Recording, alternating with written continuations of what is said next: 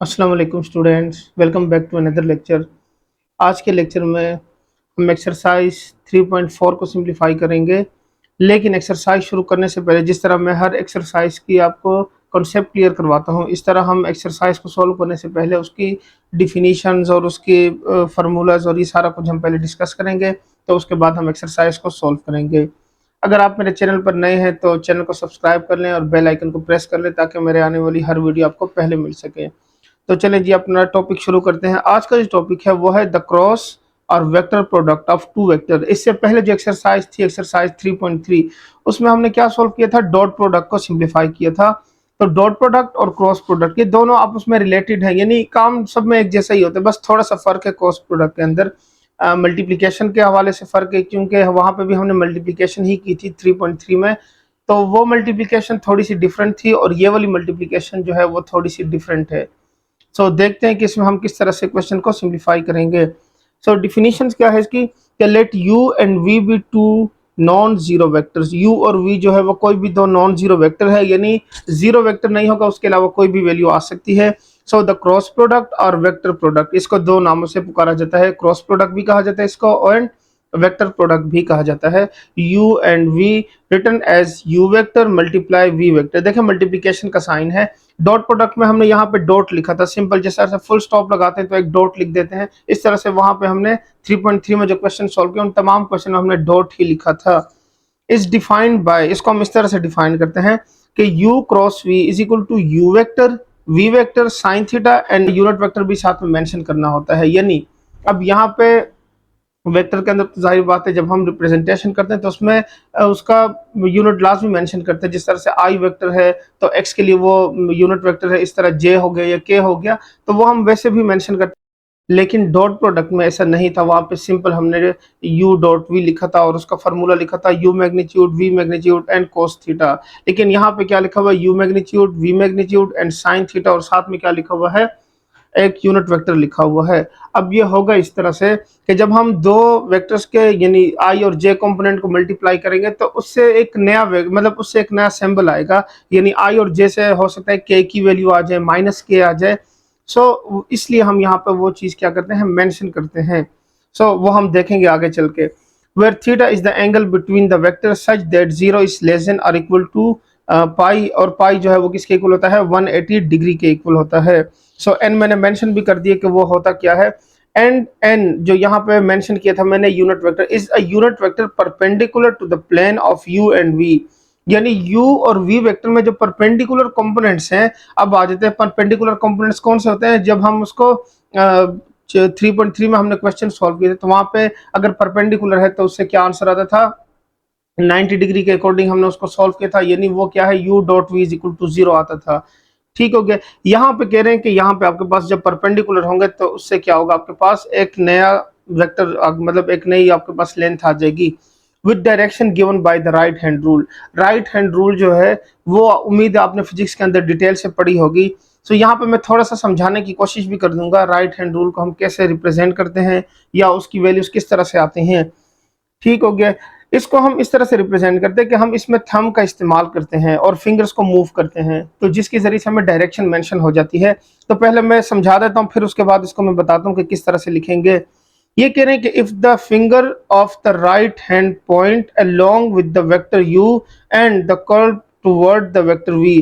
यानी ये कह रहे हैं कि अगर ये देखें ये आपके पास राइट हैंड है, अब इसमें मैं क्या करता हूँ? इसको, ये मेरी फिंगर्स है, ये u वेक्टर से v की तरफ मूव होती हैं, तो देखें ये जो थंब है ये अपवर्ड डायरेक्शन में आ जाएगा आपके पास, इस तरह से आएगा। यानी ये मूव करेंगे तो ये थंब जो अपवर्ड डायरेक्शन में आएगा। अब इसकी वजह से वो वेक्टर जो है u जो है वो टुवर्ड क्या होगा? v होगा and the direction of n which is u cross v। ठीक हो गया। इसको हम इस तरह से मेंशन करेंगे। फिर नेक्स्ट क्या है राइट हैंड रूल के अंदर कि अगर if the thumb of right hand downward direction, यानी थंब जो है जिस तरह से अभी अपवर्ड डायरेक्शन में था, अगर वो डाउनवर्ड चला जाता है from the plane the given direction n is v cross u। तो ये देखिए इसमें क्या था? u क्रॉस v था। अगर डायरेक्शन क्या है? थंब की अपवर्ड डायरेक्शन है तो u क्रॉस v होगा, और अगर थंब की डायरेक्शन डाउनवर्ड है तो हम क्या करेंगे? उसको v क्रॉस u लिखेंगे। ठीक है, उम्मीद आपको समझ आ गया होगा।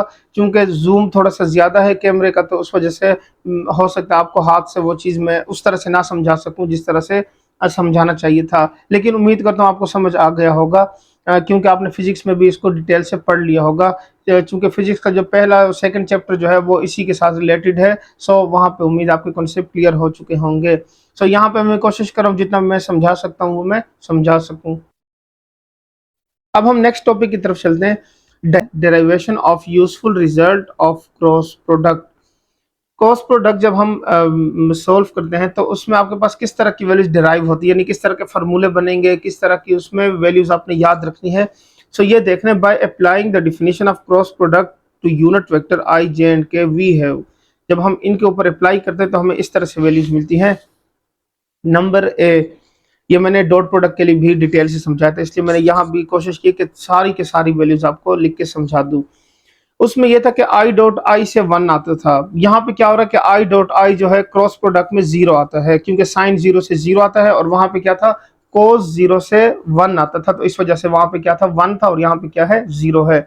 इस तरह जे डॉट जे से 0 आता है एंड के डॉट के से क्या आता है 0 आता है। तो इसका मतलब यह हुआ कि आई और आई यानी दो वेक्टर अगर पैरेलल हैं और आप उनकी वैल्यूज को क्रॉस प्रोडक्ट के अकॉर्डिंग फाइंड करें तो उससे क्या होगा, आई आई कंपोनेंट जे जे कंपोनेंट और के कंपोनेंट के साथ क्या होगा 0 आंसर आएगा।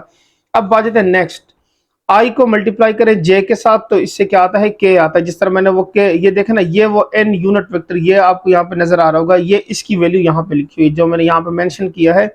अब यहाँ पे आई और जे करें तो यहाँ पे क्या हो जाए, जो रिमेनिंग होगा वो यहाँ पे हम लिख दिया करेंगे। सो आई डॉट जे से आई क्रॉस जे से क्या होगा के आ जाएगा, फिर जे क्रॉस के से आएगा आई, और के क्रॉस आई से आ जाएगा आपके पास जे।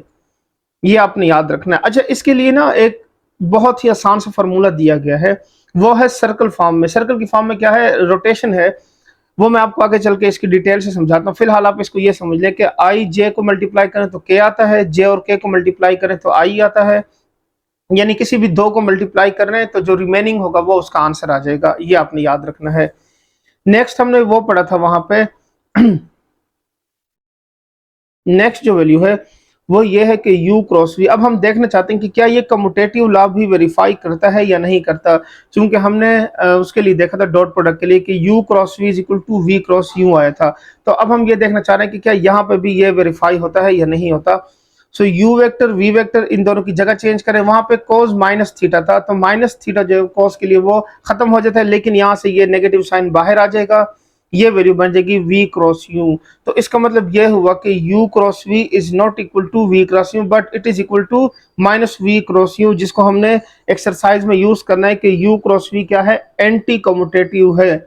एंटी कम्यूटेटिव यानी कम्यूटेटिव लॉ का बिल्कुल ऑपोजिट है। सो ये भी आपने याद रखना है। नेक्स्ट है डी वाला, लास्ट जो इसकी वैल्यूज है वो ये है कि एक जैसे वेक्टर को मल्टीप्लाई करते हैं तो उससे क्या आता है 0 आंसर आता है। जो हमने डॉट प्रोडक्ट में देखा था कि u को u से मल्टीप्लाई करें तो u स्क्वायर बन जाता है, लेकिन यहाँ पे क्या होगा आपके पास 0 आंसर आएगा। अगर एक जैसे यानी सेम वेक्टर्स को मल्टीप्लाई करते हैं तो उससे क्या आता है 0 वेक्टर आ जाता है। तो उम्मीद करता हूँ आपको समझ आ गया होगा। अब हमने क्या करना है, वो i j और k की वो सर्कल फॉर्म में किस तरह से यानी हमने वैल्यू याद रखनी है वो मैं आपको समझाता हूँ। सो ये देख लें, the cross product of I J and K are written in the cyclic pattern. इसको साइक्लिक पैटर्न कहा जाता है and the figure is helpful is remembering this pattern. ठीक हो गया, मैंने मेंशन भी कर दिया कि आपको इससे रिमेंबर करने में बहुत ज्यादा आसानी होगा। अब वो देखें किस तरह से, ये सर्कल है, यहां से मैं मूव कर रहा हूं, ये देखें यहाँ पे के कंपोनेंट लिखा हुआ है, इस के से मैं मूव करता हूं आई की तरफ। अगर इन दोनों के क्रॉस आई कर रहे हैं तो आपके पास क्या होगा, जे आंसर आ जाएगा।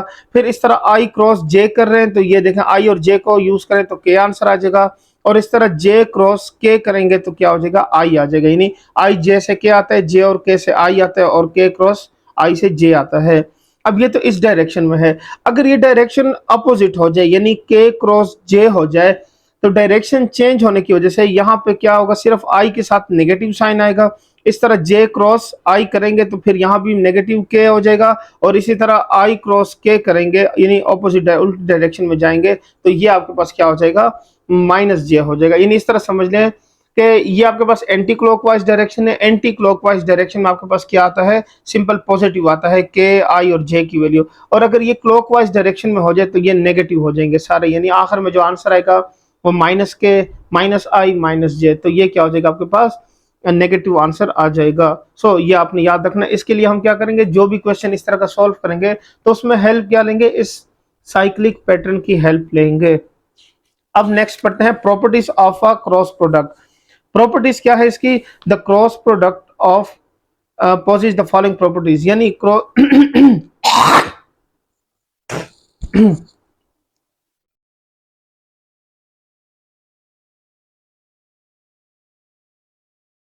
सो अब हम नेक्स्ट टॉपिक डिस्कस करते हैं, वो है प्रॉपर्टीज ऑफ क्रॉस प्रोडक्ट। इसकी प्रॉपर्टीज क्या है? The cross product possesses the following properties. इनकी कुछ प्रॉपर्टीज हैं जो कि अपनी याद रखनी है, जिसका हमने यू इस्तेमाल करना है। अगर u वेक्टर और v वेक्टर से जीरो आंसर आता है क्रॉस प्रोडक्ट में, तो या तो u जीरो के इक्वल होगा या v जीरो के इक्वल होगा। यही हमने डॉट प्रोडक्ट के लिए भी पढ़ी थी। तो इसकी जो नेक्स्ट प्रॉपर्टी वो क्या है? u cross v vector. So u cross v is equal to minus v cross u। इसको कहा जाता है यहाँ पे एंटी कम्यूटेटिव प्रॉपर्टी, क्योंकि यहाँ पे जो नेगेटिव साइन आता है इसकी वजह से इसको क्या कहते हैं? एंटी कम्यूटेटिव प्रॉपर्टी कहते हैं।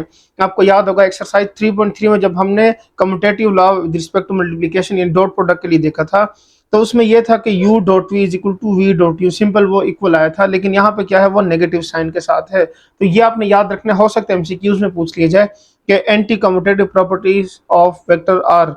तो आपको ये याद होना चाहिए कि क्रॉस प्रोडक्ट के अंदर क्या होता है? कम्यूटेटिव लॉ जो होता है वो बेसिकली एंटी कम्यूटेटिव प्रॉपर्टी होती है। अब आ जाते हैं नेक्स्ट डिस्ट्रीब्यूटिव प्रॉपर्टी। ये क्या है कि अगर दो वैल्यूज ऐड हो रही हैं और थर्ड वेक्टर जो मल्टीप्लाई हो रहा है, सो u cross v plus v cross u, मतलब सिंपल वो यही है।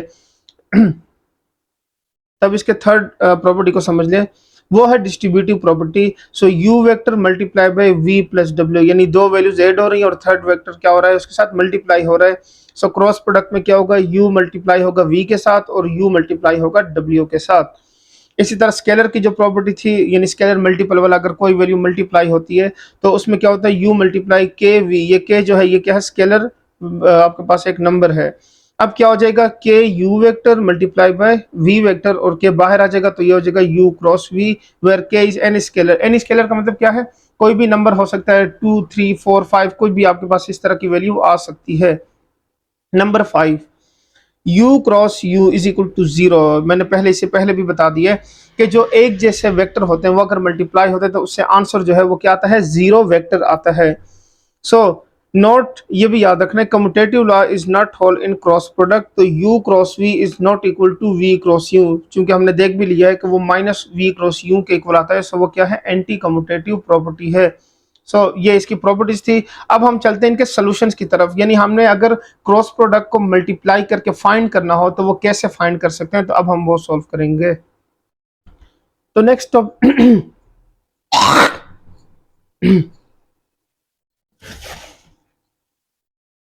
सो नेक्स्ट टॉपिक है analytical expression of u cross v, यानी u वेक्टर और v वेक्टर को अगर क्रॉस प्रोडक्ट से मल्टीप्लाई किया जाए तो उसमें कैसे आपके पास आंसर आएगा, यानी किस तरह से वो प्रूफ होगा, सोल्यूशन स्टेप्स क्या होंगे उसके। तो यहाँ पे उसके दो मेथड हैं। आपको याद होगा जो डॉट प्रोडक्ट है उसमें सिर्फ सिंगल मेथड ही था, वो हमने सिंपल मल्टीप्लिकेशन की थी। यहाँ पे इसका दूसरा मेथड क्या है? Determinant formula for u cross v। सो मैंने वो भी मेंशन कर दिया है। तो पहले मैं आपको सिंपल वाला, यानी सिंपल जो हमने 3.3 के लिए मल्टीप्लिकेशन पढ़ी थी डॉट प्रोडक्ट की, वो मैं क्रॉस प्रोडक्ट के लिए भी समझाता हूँ और उसके बाद मैं डिटर्मिनेंट वाला भी समझाऊंगा। तो सबसे जो इजी मेथड है वो क्या है? डिटर्मिनेंट वाला।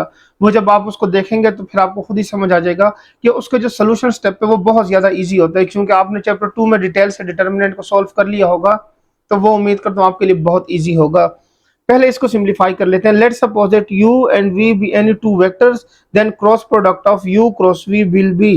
तो वो क्या हो जाएगा? वो इस तरह से आएगा, a1 multiply by a2 and i component multiply by i। So a1 cross product of a2 and i cross i। देखें लास्ट जो हमने वैल्यू देखी थी डॉट प्रोडक्ट की, उसमें हमने यहाँ पे डॉट लिखा था। अब जितनी भी वैल्यूज लिखेंगे उसमें हम क्रॉस लिखेंगे। यहाँ पे a1 a2 इसको हम सिंपल भी लिख सकते हैं, क्योंकि ये नंबर्स हैं तो इससे कोई फर्क नहीं पड़ेगा। असल चीज है i j और k की वैल्यूज का, तो उसका आपने थोड़ा सा ख्याल रखना है। नेक्स्ट होगा plus a1 b2 and j cross j। ठीक है, मैंने एक समझाने के लिए लिख दिया, बाकी मैं डायरेक्ट इसको लिखूंगा। फिर है plus a1 c2 and i cross के। फिर हो जाएगा plus next value b1 a2 और ये हो जाएगा j cross i and plus b1 b2 j cross j and plus b1 c2 और ये हो जाएगा j क्रॉस k। फिर हो जाएगा प्लस नेक्स्ट वैल्यू C1 की, तो C1 A2 के cross I and plus C1 B2 और ये हो जाएगा के क्रॉस जे। फिर हो जाएगा प्लस ये मल्टीप्लाई होगा C1 C2 और ये हो जाएगा के क्रॉस के। तो हमें पता है कि अगर एक जैसी वैल्यूज हो तो उससे क्या आता है, आपके पास जीरो आता है। और उसके बाद जो दूसरी वैल्यू है वो साइक्लिक के जरिए से हम समझेंगे। तो वो क्या होता है आपके पास, अगर आई जे को मल्टीप्लाई करें तो उससे थर्ड वैल्यू आती है, आई जे है तो फिर के आ जाएगा। इस तरह आई और के, यानी वो अपने साइक्लिक उसको याद रखने के वो क्लॉकवाइज है या एंटी क्लॉकवाइज डायरेक्शन में है। तो यहाँ पे मैं बनाने की कोशिश भी करूंगा आपको समझाने के लिए। पहले हम जो जीरो हो रहे हैं पहले वो जीरो कर लेते हैं ताकि मजीद सिंप्लीफाई करने में क्या हो, आसानी हो। सो A1 और A2 की वैल्यू ये क्या हो जाएंगी, सारी की सारी क्या हो जाएंगी, जीरो हो जाएंगी। तो चलिए जी इसको लिख लेते हैं। ये हो जाएगा आपके पास A1 A2 यहाँ पे जीरो, फिर हो जाएगा प्लस A1 B2, ये वाला भी आई लिखा हुआ है।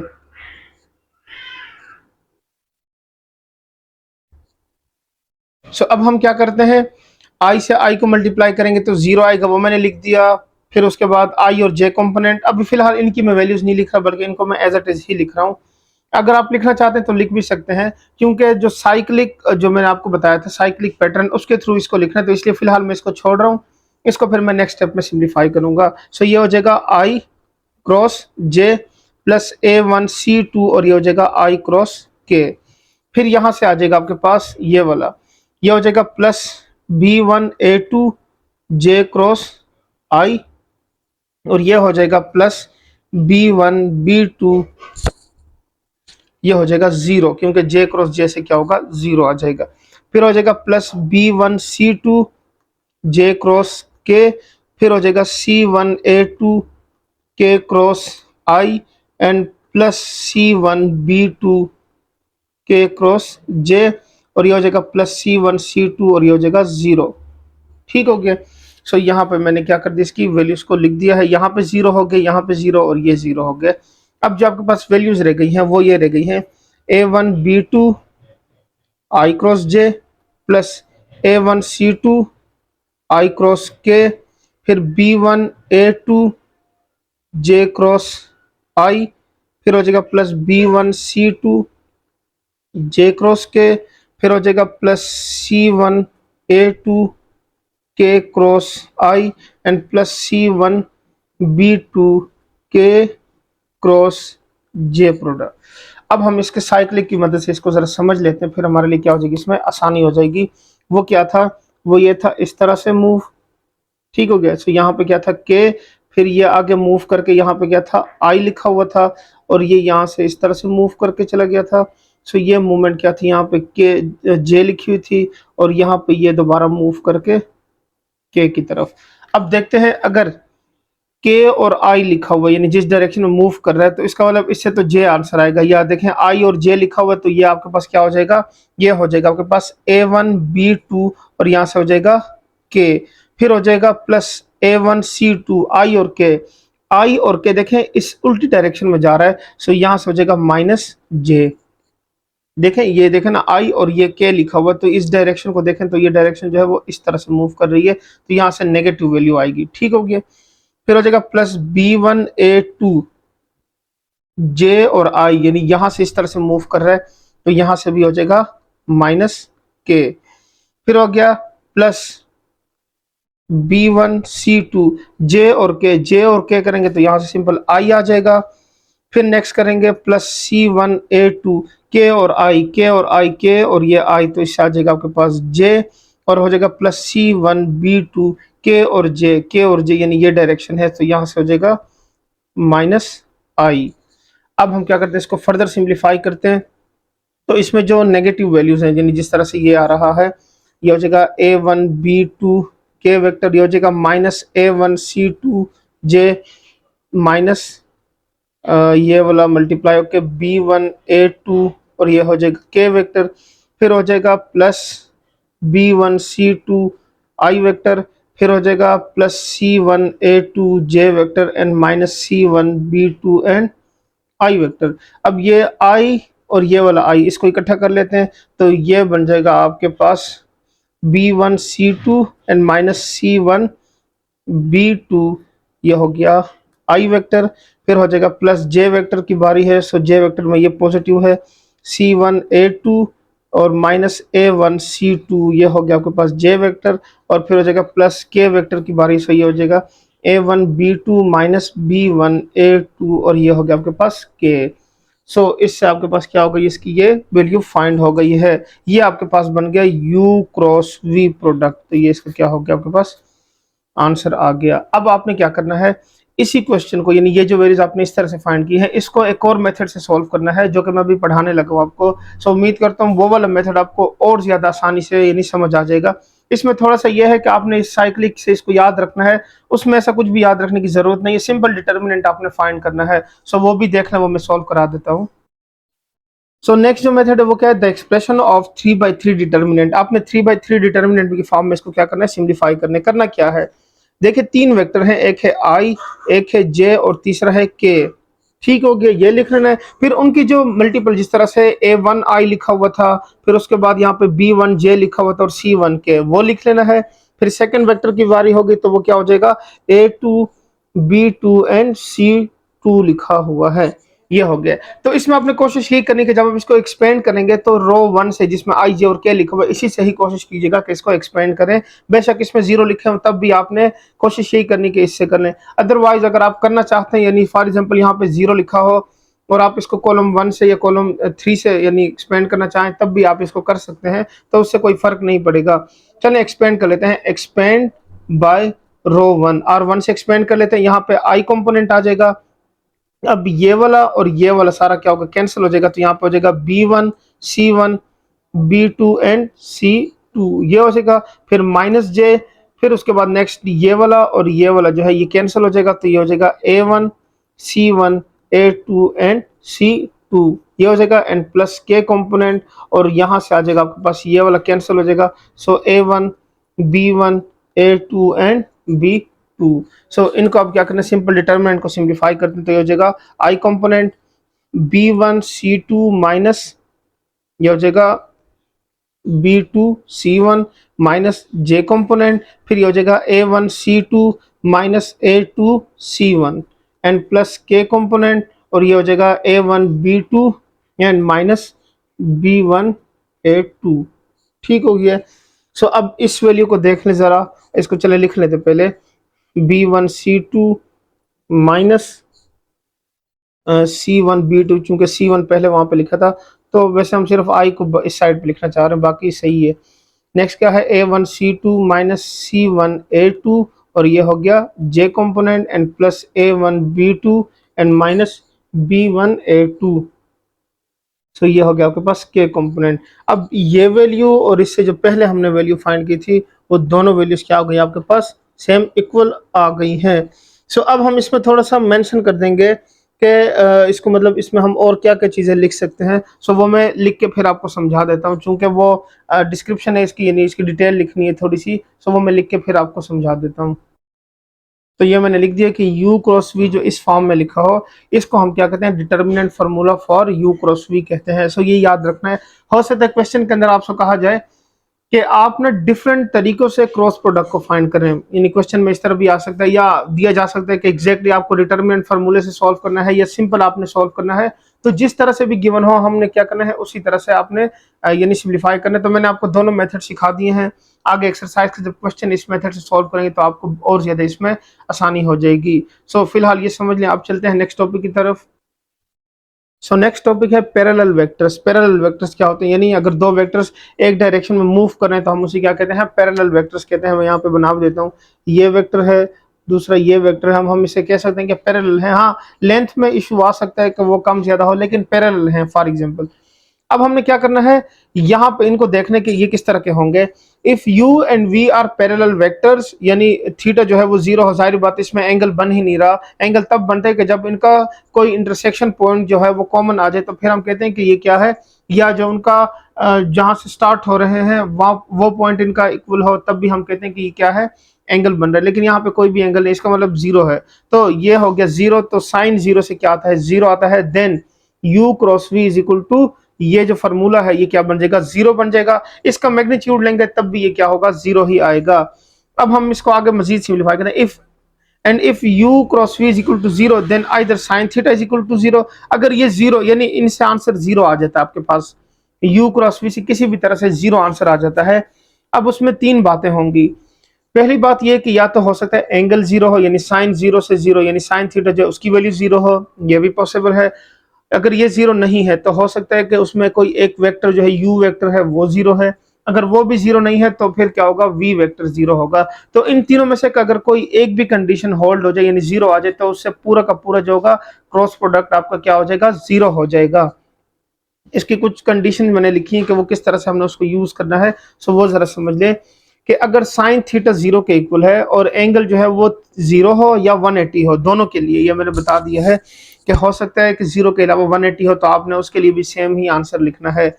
तो जीरो हो या 180 हो, which shows that the vector u and v are parallel, तो क्या होगा, वो दोनों वेक्टर्स क्या होंगे, पैरेलल होंगे। अब हमने क्या करना है, जब क्वेश्चन सॉल्व करने तो उसमें हमने इसका हवाला देना है या इसकी हेल्प लेनी है, इस ये वाली इसकी पैरेलल वेक्टर्स की, कि दो वेक्टर जो है वो पैरेलल हैं तो उसकी वजह से उसका क्रॉस प्रोडक्ट जो है वो जीरो है। तो उसकी मदद से हम क्या करें, आई जे या के कोई ना कोई वैल्यूज फाइंड करनी होती है, या अननाउन जो एक्स वैल्यू गिवन है या वाई गिवन है तो वो हम इस तरह से फाइंड करेंगे।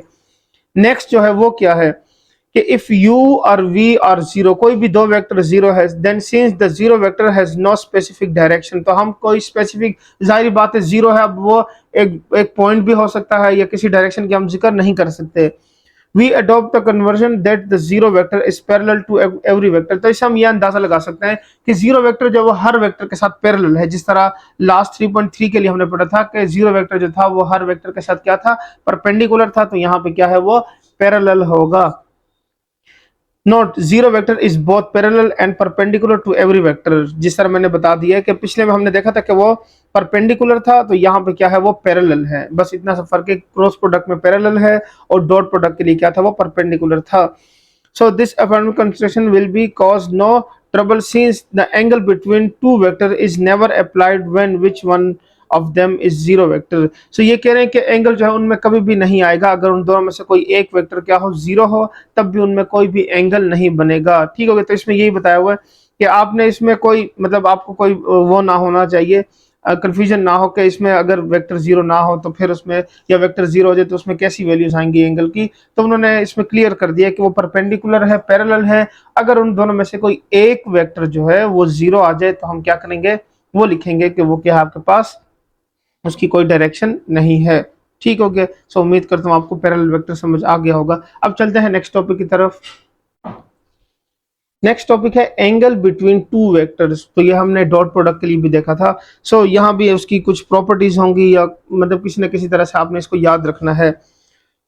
अच्छा जी, one use of the cross product is to calculate for angle between two vectors. तो इसे कह रहे हैं कि आपने कुछ यूज है जो कि याद रखें। Number one, let's suppose that a and b the vectors, two vectors, then by definition of cross product a cross b is equal to a b sin theta where 0 is less than or equal to theta is less than or equal to 180 degree, यानी पाई की value लिखी हुई है। ये पाई जो है यहाँ पे वो रिप्रेजेंट करता है 0 is less than or equal to theta is less than or equal to 180 degree. ये नाव के आप इसको 3.1416 समझ लें, जो कि पाई की वैल्यू है। यहाँ पे वो एंगल को यानी रेडियन की फॉर्म में एंगल लिखा हुआ है। तो ये बन जाएगा साइन थीटा, यानी थीटा फाइंड करना है तो हम क्या करेंगे, इस ए और बी की वैल्यू को डिवाइड कर देंगे यहाँ पे लेफ्ट हैंड साइड पे, तो ये आपके पास आ जाएगा। So the sine of the angle between the two vector is the modulus of their cross product divided by the product of their moduli. यानी ये कह रहे हैं कि दोनों के अलग अलग मॉड्यूलस लें और फिर दोनों को मल्टीप्लाई करके क्रॉस प्रोडक्ट फाइंड करने के बाद मॉड्यूलस लें तो वो इसके इक्वल आता है। फिर हम क्या करते हैं, इस साइन थीटा को, यानी साइन की सिर्फ जो वैल्यू है, थीटा को यहीं छोड़ देते हैं, साइन को राइट साइड पे ले जाते हैं।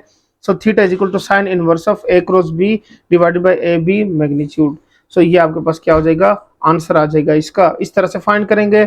नेक्स्ट दिया हुआ है कि let suppose that n vector be the required unit vector. यानी अक्सर क्वेश्चन में ये दिया गया होता है कि एक यूनिट वेक्टर फाइंड करें, या यूनिट वेक्टर की वैल्यूज जो है वो इस तरह से गिवन है, तो हम इसका इस्तेमाल भी करेंगे कि unit vector orthogonal to both A and b. अगर एक यूनिट वेक्टर है जो ऑर्थोगोनल यानी परपेंडिकुलर है दोनों के साथ परपेंडिकुलर है, तो इसका मतलब ये हुआ कि हम क्रॉस प्रोडक्ट और सिंपल उसके मैग्नीट्यूड से उसको डिवाइड करें, तब हम क्या कर सकते हैं, ये यूनिट वेक्टर फाइंड कर सकते हैं। इस तरह का मिलता जुलता क्वेश्चन जो था वो आपके पास डॉट प्रोडक्ट के लिए भी था, सेम जब हम फाइंड करते थे उसमें भी ऐसा ही था कि उसमें डॉट प्रोडक्ट फाइंड करते फिर उसके मैग्नीट्यूड से डिवाइड कर लेते तो आपके पास ये सेम वैल्यू आ जाती। So A cross B will be solve by determinant, ये मैंने लिख दिया है कि इसको यानी ए क्रॉस बी को हम सॉल्व कैसे करेंगे, डिटर्मिनेंट मेथड से सॉल्व करेंगे, या आप दूसरा मेथड जो सिंपल हमने मल्टीप्लिकेशन वाला पढ़ा है वो भी यूज कर सकते हैं। लेकिन मैं फिर सजेस्ट करूंगा कि आप डिटर्मिनेंट पे ही जाइएगा, उससे ये होगा कि आपका चैप्टर 2 भी साथ साथ याद रहेगा डिटर्मिनेंट के लिए, और आपका ये जो है ये भी सॉल्व हो जाएगा। ठीक हो गया।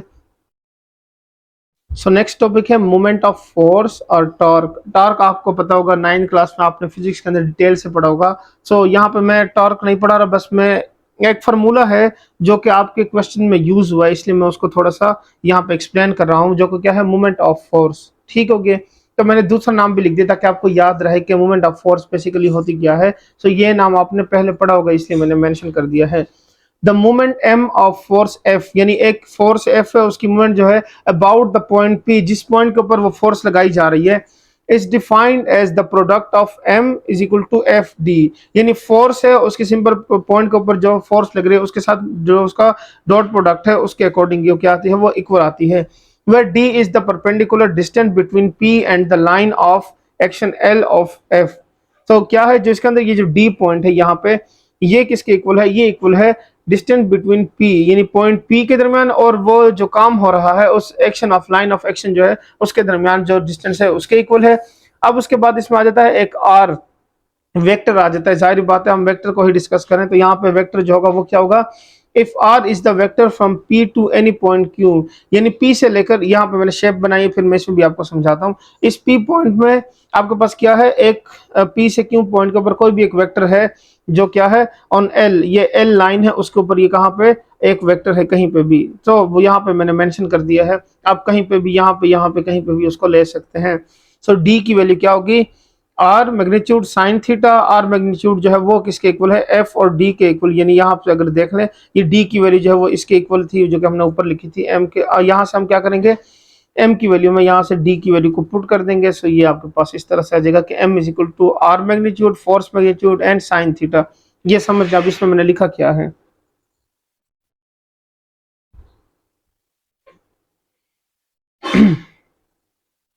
सो एम की वैल्यू इक्वल आ जाए r magnitude f magnitude and sine theta, इसके इक्वल आ जाएगा। अब जरा इसको समझ लें कि इसको मैंने डिजाइन कैसे किया है। ये आपके पास एक एल वेक्टर है जो कि यहाँ पे आपको नजर आ रहा होगा, यानी इस पॉइंट क्यू पॉइंट से ये वाला, ठीक है, जिसका यहाँ पे जिक्र भी हुआ है।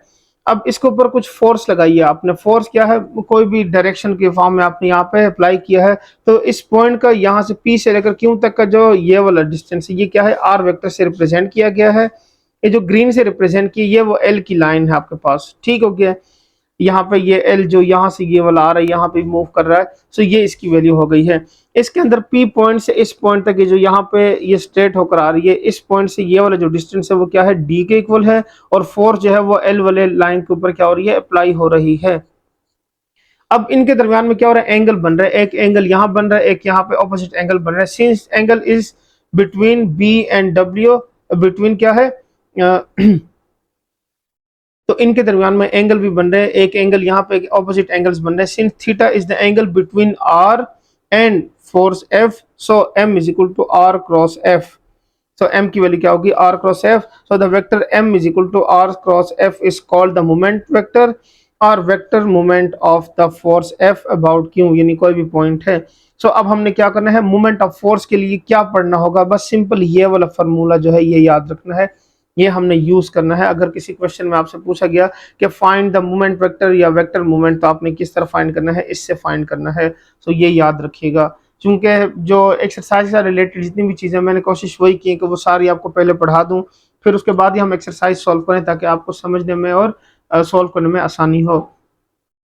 तो इसके आखिरी दो टॉपिक रह गए हैं, वो बेसिकली दो फार्मूले हैं जो कि आपने याद रखने क्योंकि ये अक्सर पूछा गया है। नंबर 1 क्या है, एरिया ऑफ पैरेललोग्राम, ये पूछा गया है, और दूसरा है एरिया ऑफ ट्रायंगल। तो उसके फार्मूले हैं, इसे मैंने शेप्स बना दी हैं और उसके साथ डिटेल से लिख भी दिया है कि वो किस तरह के होंगे और कैसे फाइंड करने हैं। If u and v are two non-zero vectors and theta is the angle between u and v। Non zero का मतलब क्या होता है कि वो अगर उसमें कोई एक भी जीरो हुआ तो वो क्या होंगे, पैरेलल हो जाएंगे, फिर उसके बाद हम इसको सॉल्व नहीं कर सकेंगे। इसलिए जब डिफिनीशन लिखते हैं तो उसके साथ हम मेंशन भी करते हैं कि वो नॉन जीरो ना हो। फिर क्या करें कि then u magnitude v magnitude represented the length of the adjacent side of a parallelogram. Adjacent side कौन सी होती है, ये ऑपोजिट साइड जो होती है इसको एडजेसेंट साइड कहते हैं। यानी ये जिस तरह से ये वाला है और ये हो गया, ये एडजेसेंट साइड्स हो गए, इसकी क्या है u और v वेक्टर जो है वो क्या है, इसके मैग्नीट्यूड्स है या लेंथ है। As we know that area of parallelogram क्या होता है, बेस मल्टीप्लाई बाय हाइट। तो बेस मल्टीप्लाई बाय हाइट से सिंपल क्या हो जाएगा, बेस इसकी क्या है, v वेक्टर है आपके पास, ये रही बेस, और u वेक्टर जो है ये। अब इसमें हाइट का जिक्र हुआ है तो चूंकि यहाँ पे अगर एक परपेंडिकुलर ड्रा कर दिया जाए तो यहाँ पे आपके पास एंगल बन रहा है। अब यहाँ पे ये डिस्टेंस, ये हो गया इसकी बेस, ये हाइपोटेन्यूज, और ये वाला अगर डिस्टेंस की बात करें तो ये आपके पास हाइट क्या है, परपेंडिकुलर डिस्टेंस साइन थीटा यहाँ पे इन्वॉल्व हो जाएगा। सो u vector v vector sine theta, और ये तो हमने डिफिनीशन में पढ़ा था कि ये आपके पास u क्रॉस v मैग्नीट्यूड के इक्वल है। So area of parallelogram simple क्या है, u v मैग्नीट्यूड के इक्वल है। क्रॉस प्रोडक्ट लेंगे, मैग्नीट्यूड फाइंड कर लेंगे तो एरिया ऑफ पैरेललोग्राम फाइंड हो जाएगा।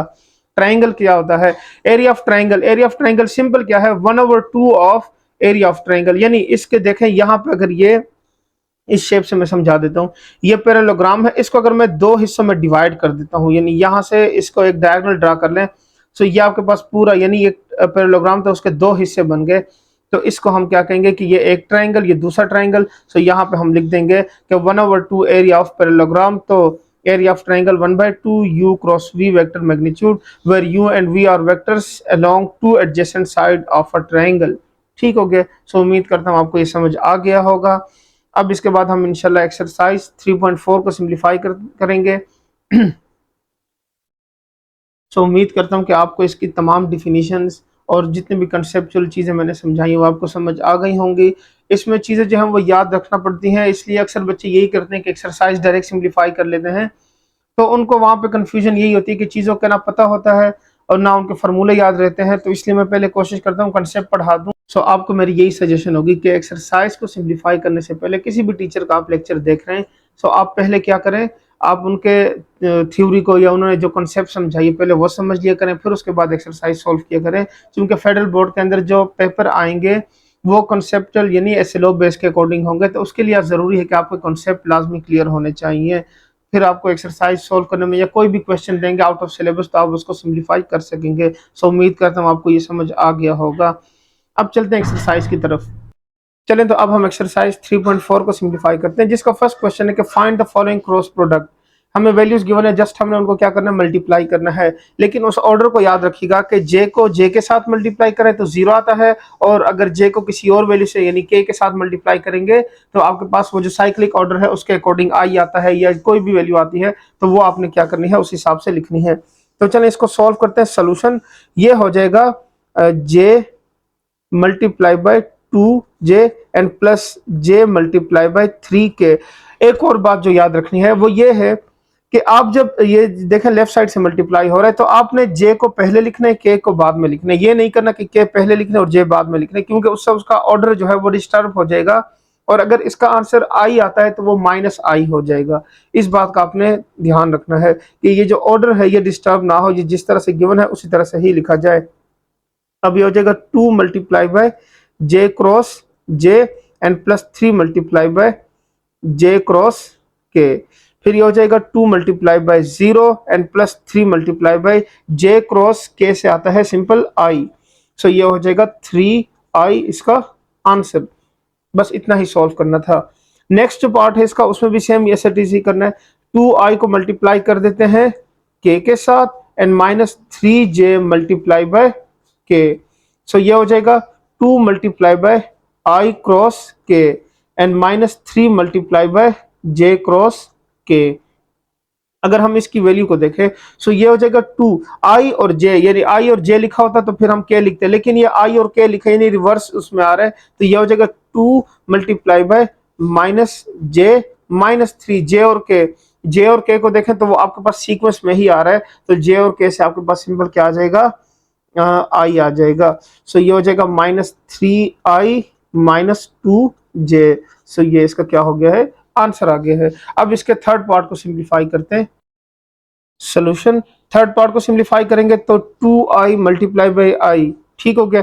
अब ये याद रखिएगा कि i को i के कंपोनेंट के साथ, फिर इस तरह j के, फिर उसके बाद k के साथ, तो ये जो अपोजिट साइंस है हम क्या करते हैं डायरेक्ट इसमें भी सेम वही काम करेंगे जिस तरह हमने डॉट प्रोडक्ट के लिए किया था। इस क्वेश्चन के लिए मैं एक के लिए लिख के दे रहा हूँ आपको समझाने के लिए, लेकिन नेक्स्ट जो क्वेश्चन होंगे उनमें मैं क्या करूंगा, जिनसे आपके पास जीरो वैल्यू आती है वो आपने नहीं लिखनी, जिससे आपके पास कोई ना कोई आंसर आता है आपने सिंपल वही लिखना है। सो यहाँ पे हम एक यूज कर लेते हैं, यह हो जाएगा 2i मल्टीप्लाई बाय 6i, फिर हो जाएगा plus 2i multiply by 2j, फिर हो जाएगा plus 2i multiply by -3k, फिर हो जाएगा plus -3j multiply by 6i, फिर हो जाएगा plus -3j multiply by 2j, फिर हो जाएगा plus -3j multiply by -3k,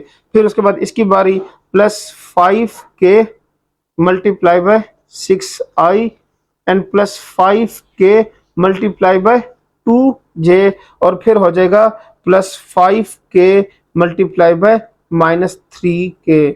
ये इसकी वैल्यू हो गई है। अब ये हो जाएगा 6 2 12, और ये हो जाएगा i cross i, plus 2 2 4 i cross j, plus 3 2 -6, और ये हो जाएगा i क्रॉस k, फिर हो जाएगा -6 3 18 j क्रॉस i, ये हो जाएगा, फिर हो जाएगा ये हो जाएगा 3 2 -6 j क्रॉस j, ये हो जाएगा, फिर हो जाएगा minus minus plus 3 3 9 j cross k and plus 6 5 30 and k cross i, plus 5 2 10, और ये हो जाएगा k क्रॉस j, और यहाँ से हो जाएगा 5 3 -15, और ये हो जाएगा k क्रॉस k।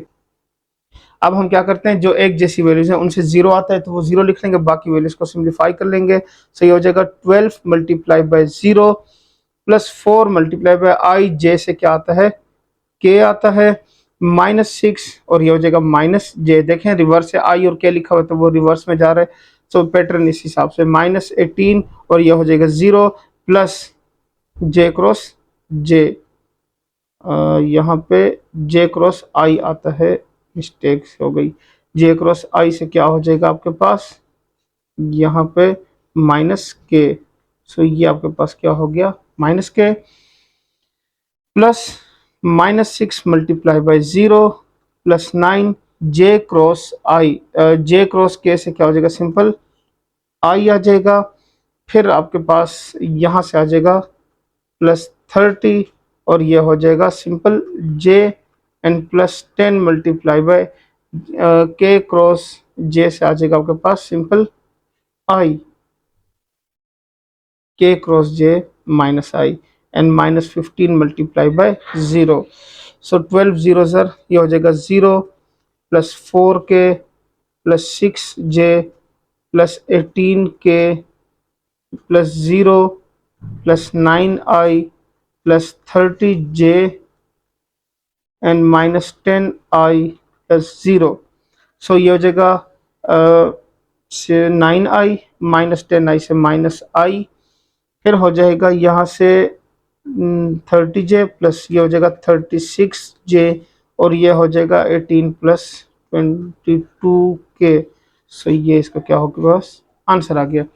अब देख लें इसमें बहुत सी कंफ्यूजन हमें हो रही थी, ये आई और जे को कन्वर्ट करना और बार बार इस हिसाब से लिखना, सो ये बहुत चैलेंजिंग हो सकता है आपके लिए, इसलिए जो दूसरा मेथड डिटर्मिनेंट वाला उसमें हमें इन चीज़ों की ज़रूरत नहीं पड़ेगी। तो जब हम उससे क्वेश्चन सॉल्व करेंगे तो आपको खुद आइडिया हो जाएगा कि हम उस मेथड को ही ज़्यादा क्यों यूज़ करें। ठीक हो गया, तो चलते हैं क्वेश्चन नंबर 2 की तरफ। चलो वो थोड़ा सा निकाल लेंगे।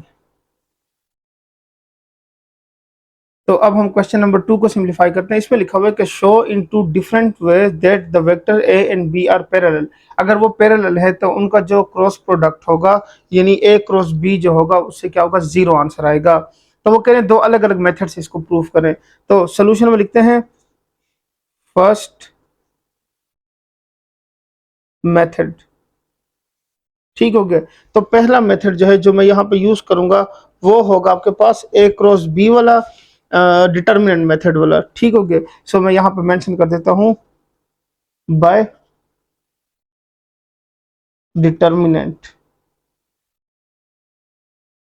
मैं डिटर्मिनेंट मेथड को यूज करने लगा हूँ। सो ए और बी की वैल्यूज गिवन है तो लिख लेंगे A cross B is equal to, देखें अब आपने सॉल्व कैसे करना है, I component, J component and K component. फिर यहाँ पे देखें इसकी जो वैल्यूज हैं वो क्या है, इस हिसाब से लिखने की यहाँ पे -1 +2 एंड -3, 2 -4 एंड 6, 2 -4 एंड 6। तो मैंने क्या बताया था कि आपने expand by row one, R1 से इसको एक्सपेंड करना है, कोशिश यही करनी है ताकि आगे सॉल्व करने में क्या हो, आसानी हो। अब ये लिख लेंगे आई कंपोनेंट। सो यहाँ से ये वैल्यूज ये और ये कैंसिल हो जाएगा, 2 -3 -4 एंड 6, फिर हो जाएगा -j, यहाँ से आपके पास आ जाएगा ये और ये कैंसिल हो जाएगा, -1 -3 2 एंड 6, और फिर हो जाएगा +k, और यहाँ से आपके पास वैल्यू आ जाएगी -1 2 2 एंड -4। सो ये हो जाएगा आई कंपोनेंट 6 2 ज़र 12, minus minus plus plus -12, -j 3, ये हो जाएगा 6 1 ज़र -6, minus minus +6 and +k into minus minus +4, और ये हो जाएगा -4। So I component 0 -j component 0 and +k component of 0। तो इसका मतलब क्या हुआ कि a क्रॉस b जो है उससे क्या हो गया, 0 वेक्टर आंसर आ गया। ठीक हो गया।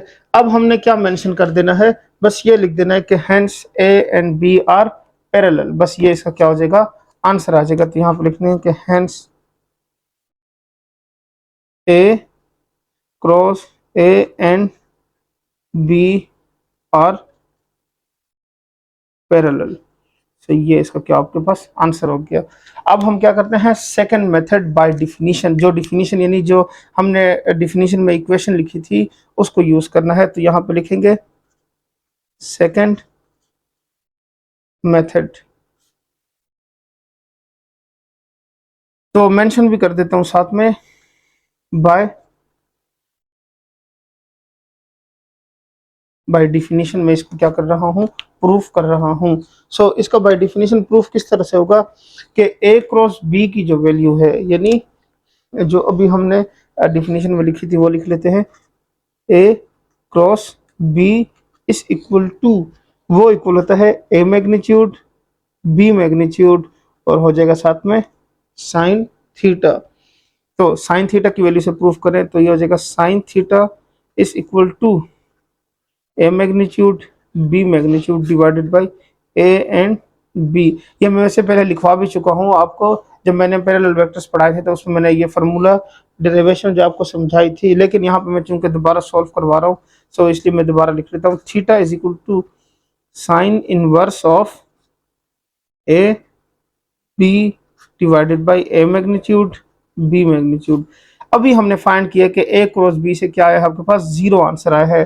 तो यहाँ पे हम मेंशन कर देंगे कि theta is equal to sine inverse of 0 divided by A magnitude and B magnitude. So theta is equal to sine inverse of 0 and theta is equal to sine inverse 0। जब आप कैलकुलेटर में लिखेंगे तो आपके पास जो है वैल्यू आ जाएगी, या तो 0 आ जाएगा 0 डिग्री, और या इक्वल आ जाएगा theta is equal to 180 degree. इन दोनों में से कोई ना कोई आपके पास एक वैल्यू आ जाएगी। तो इससे भी हमने प्रूफ कर लिया कि hence vectors are parallel to each other, यहां भी मेंशन कर लेते हैं। So hence vectors are parallel to each other. So ये इसका क्या हो गया, आपके पास आंसर आ गया। देखिए मैंने दो मेथड यूज किए हैं दोनों को प्रूफ करने के लिए। अब हम क्या करते हैं, इसका सेकंड पार्ट सिंप्लीफाई करते हैं। तो इसके सेकंड पार्ट में हमने चलें तो अब क्वेश्चन 2 के सेकंड पार्ट को सिंप्लीफाई करते हैं। इसमें भी हमने एज इट इज दो मेथड यूज करना है और इसको सिंप्लीफाई करना है। तो चले पहले देखते हैं कि क्या ये पैरेलल है या नहीं है। तो उसके लिए सोल्यूशन, फर्स्ट मेथड। सो उसको मेंशन कर लेते हैं कि वो क्या है, बाय डिटर्मिनेंट। सो मैं क्या करूंगा, डिटर्मिनेंट मेथड को यूज करूंगा, तो वो आपके पास आ जाएगा a cross B is equal to, यहाँ पे लिखेंगे आई कंपोनेंट, फिर लिखेंगे जे कंपोनेंट और फिर लिखेंगे के कंपोनेंट। सो आई जे के की वैल्यू यहाँ से निकाल लें, 3 6 माइनस 9, अगेन 1 2 एंड माइनस 3।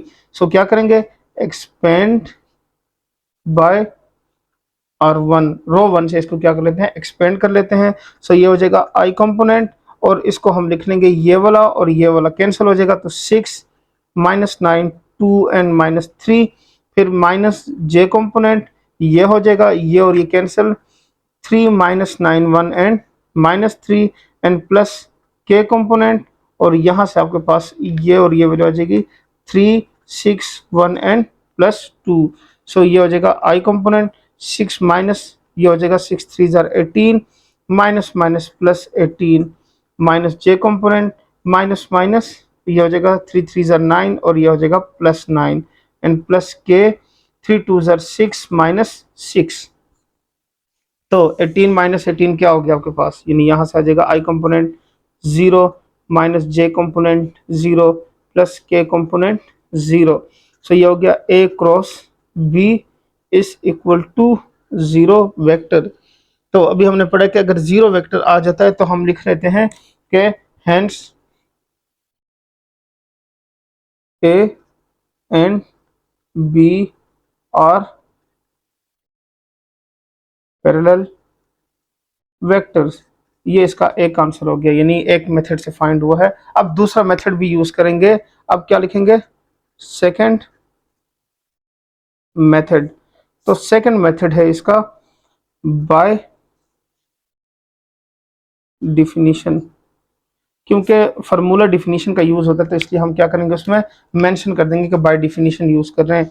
सो वो ये था कि a cross B is equal to a b sine theta, and sin theta is equal to a cross b divided by a magnitude and b magnitude. So a cross b की value अभी हमने find की थी, वो क्या थी, 0 divided by a और ये हो जाएगा b। So which is equal to, इस साइन को राइट साइड पर ले जाते हैं तो theta is equal to sine inverse of 0। तो ये कब आता है, ये तभी आता है अगर थीटा की वैल्यू जो है वो क्या हो, 0 डिग्री हो, और थीटा की वैल्यू क्या हो, 180 डिग्री हो। तो इसका मतलब ये हो गया कि जो हम प्रूफ करना चाह रहे थे वो प्रूफ हो गया है। तो वो यहाँ पे अब हम क्या कर लेंगे, मेंशन कर देंगे कि hence vectors are parallel to, vectors are parallel to each other. तो ये इसका क्या हो गया है, सेकंड मेथड से भी आंसर आ गया है। बस यही हमने सिंप्लीफाई करना था कि कोई भी दो मेथड यूज करें और उससे प्रूफ करें कि ये जो दो वेक्टर्स हैं ये पैरेलल हैं। तो उम्मीद करता हूँ आपको ये क्वेश्चन समझ आ गए होंगे, बहुत ही इजी क्वेश्चंस है। हाँ, आगे चल के थोड़े से डिफरेंट होंगे, फिलहाल जो है क्वेश्चन थोड़े से ईजी आ रहे हैं। चलें तो अब हम क्वेश्चन नंबर 3 सिंप्लीफाई करते हैं, जिसकी स्टेटमेंट है कि find a unit vector that is orthogonal to the given two vectors. ये कह रहे हैं कि एक यूनिट वेक्टर फाइंड करें, ये कह रहे हैं कि एक यूनिट वेक्टर फाइंड करें जो परपेंडिकुलर, ऑर्थोगोनल कहते हैं परपेंडिकुलर को, जो परपेंडिकुलर हो इन दो वेक्टर्स के ऊपर। अब हम क्या करेंगे, इसकी स्टेटमेंट पहले लिखेंगे, यानी वो वेक्टर लेंगे, सपोजिशन करेंगे और उसकी मदद से इसको प्रूफ करेंगे। अच्छा जी, आपके बुक पे बहुत सारे एग्जांपल्स भी गिवन है, तो जो क्वेश्चन मैं कराता हूँ वो बेसिकली एग्जांपल्स की ही थोड़ी बहुत उसमें मैं देख इस चीज़ की ज़रूरत नहीं है।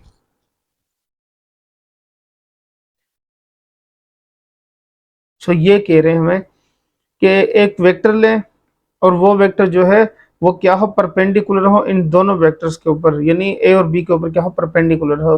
तो उसके लिए हम क्या करेंगे, एक स्टेटमेंट लिखेंगे, और वो स्टेटमेंट क्या है कि let suppose that C unit, आप सी लिख सकते हैं, आप एन लिख सकते हैं, कुछ भी लिख सकते हैं, क्योंकि यहाँ पे हमने सपोजिशन ही करनी है तो आप कुछ भी कर सकते हैं। तो यहाँ पे मैं सी लिख रहा हूँ, C be the unit vector orthogonal to both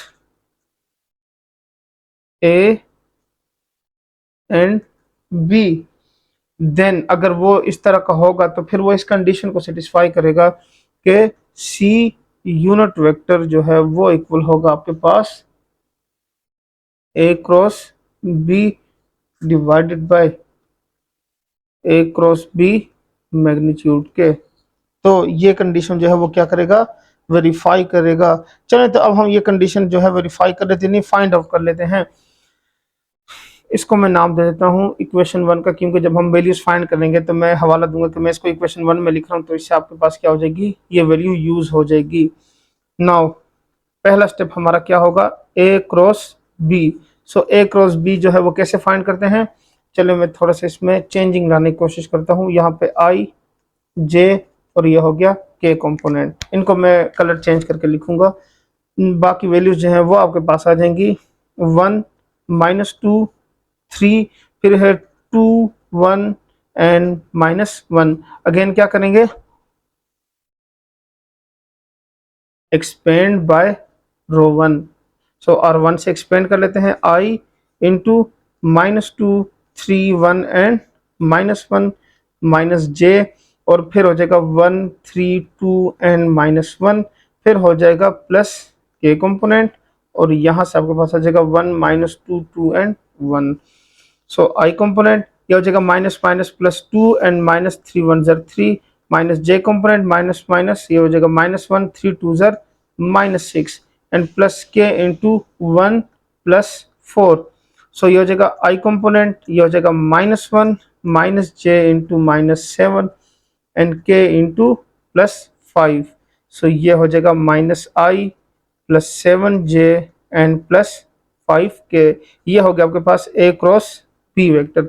अब हम क्या करते हैं, अब हम फाइंड करते हैं ए क्रॉस बी वेक्टर का magnitude. So now A cross B magnitude is equal to square root of, ये हो जाएगा -1 स्क्वायर +7 स्क्वायर +5 होल स्क्वायर।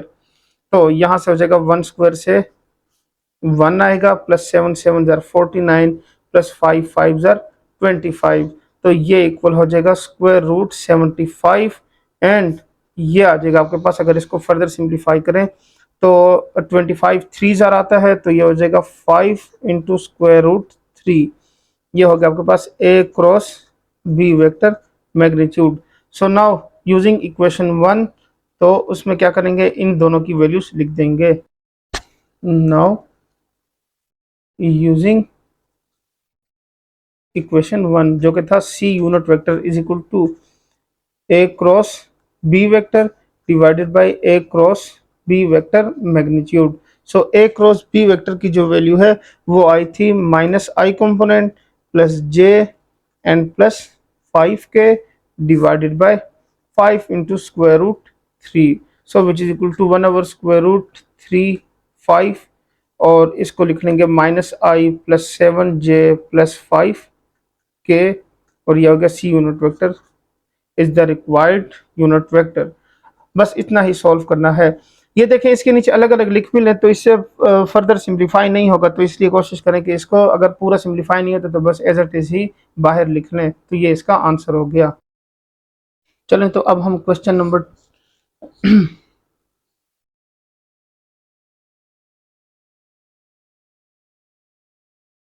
तो चलें अब हम इसके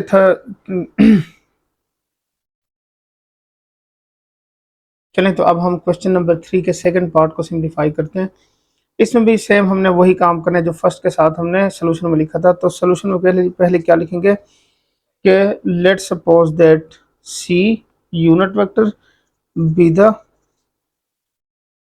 required unit vector. Required unit vector है orthogonal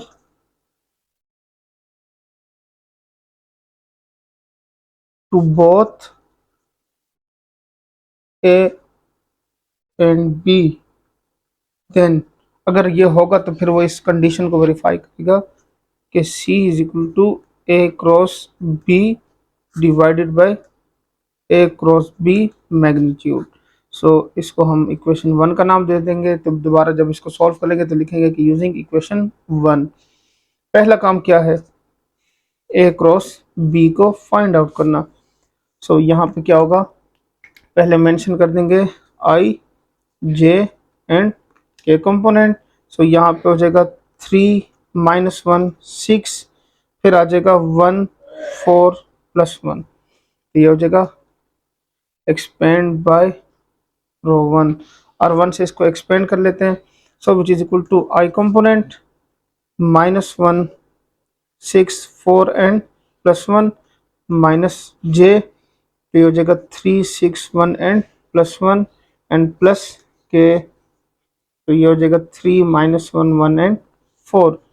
so I component minus 1 minus 6 4 ज़र 24 minus j component 3 minus 6 and plus k into 12 plus 1। सो ये हो जाएगा माइनस 25 माइनस जे, तो ये हो जाएगा माइनस 3 एंड के इंटू 13। सो ये हो जाएगा minus 25 I plus 3 J and 13 के। ये आपके पास फाइंड हो गया ए क्रॉस बी वेक्टर। अब क्या करते हैं, इसका मैग्नीट्यूड फाइंड करते हैं।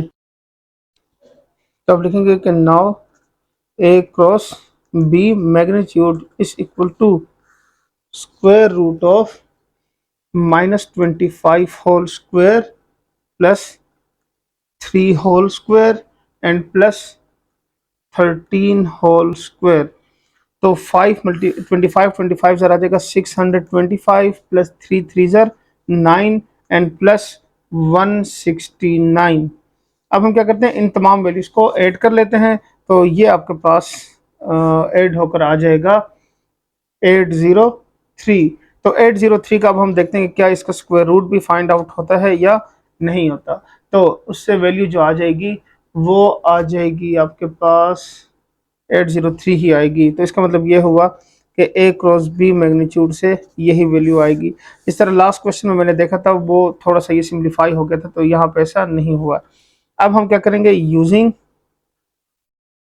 इक्वेशन 1 जो कि आपके पास थी कि c is equal to a cross B divided by a cross B magnitude.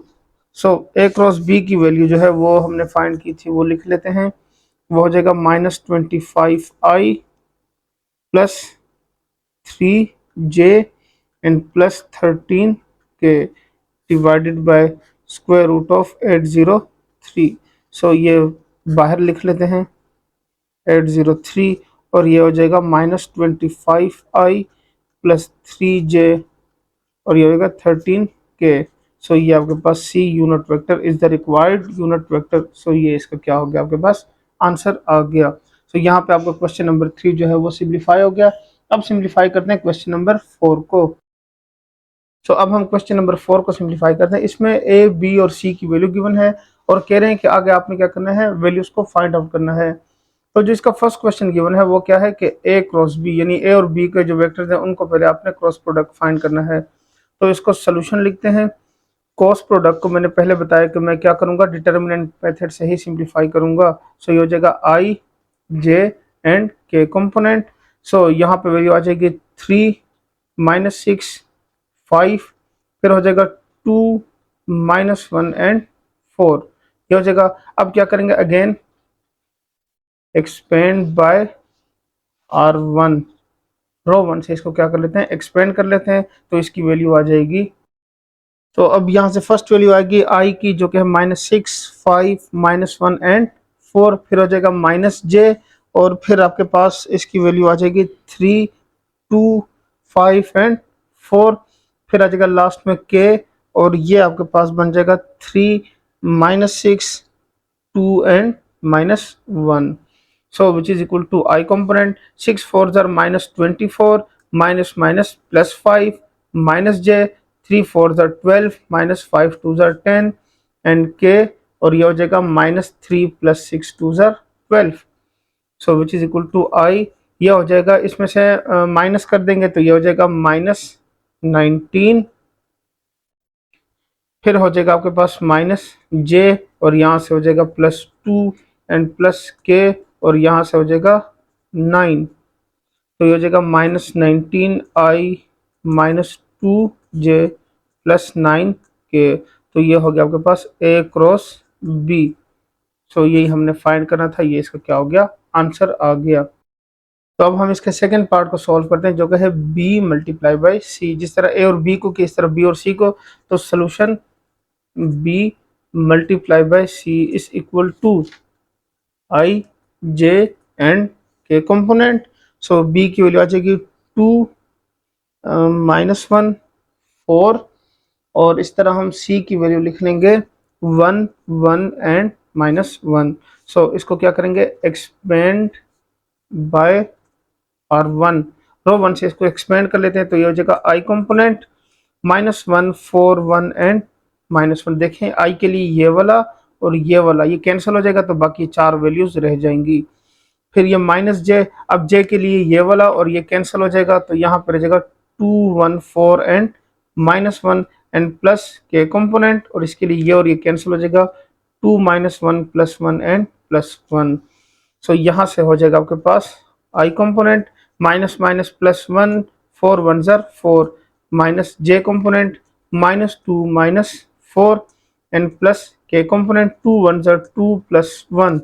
So ये हो जाएगा i, ये हो जाएगा -3 माइनस जे, ये हो जाएगा -6 plus k into 3।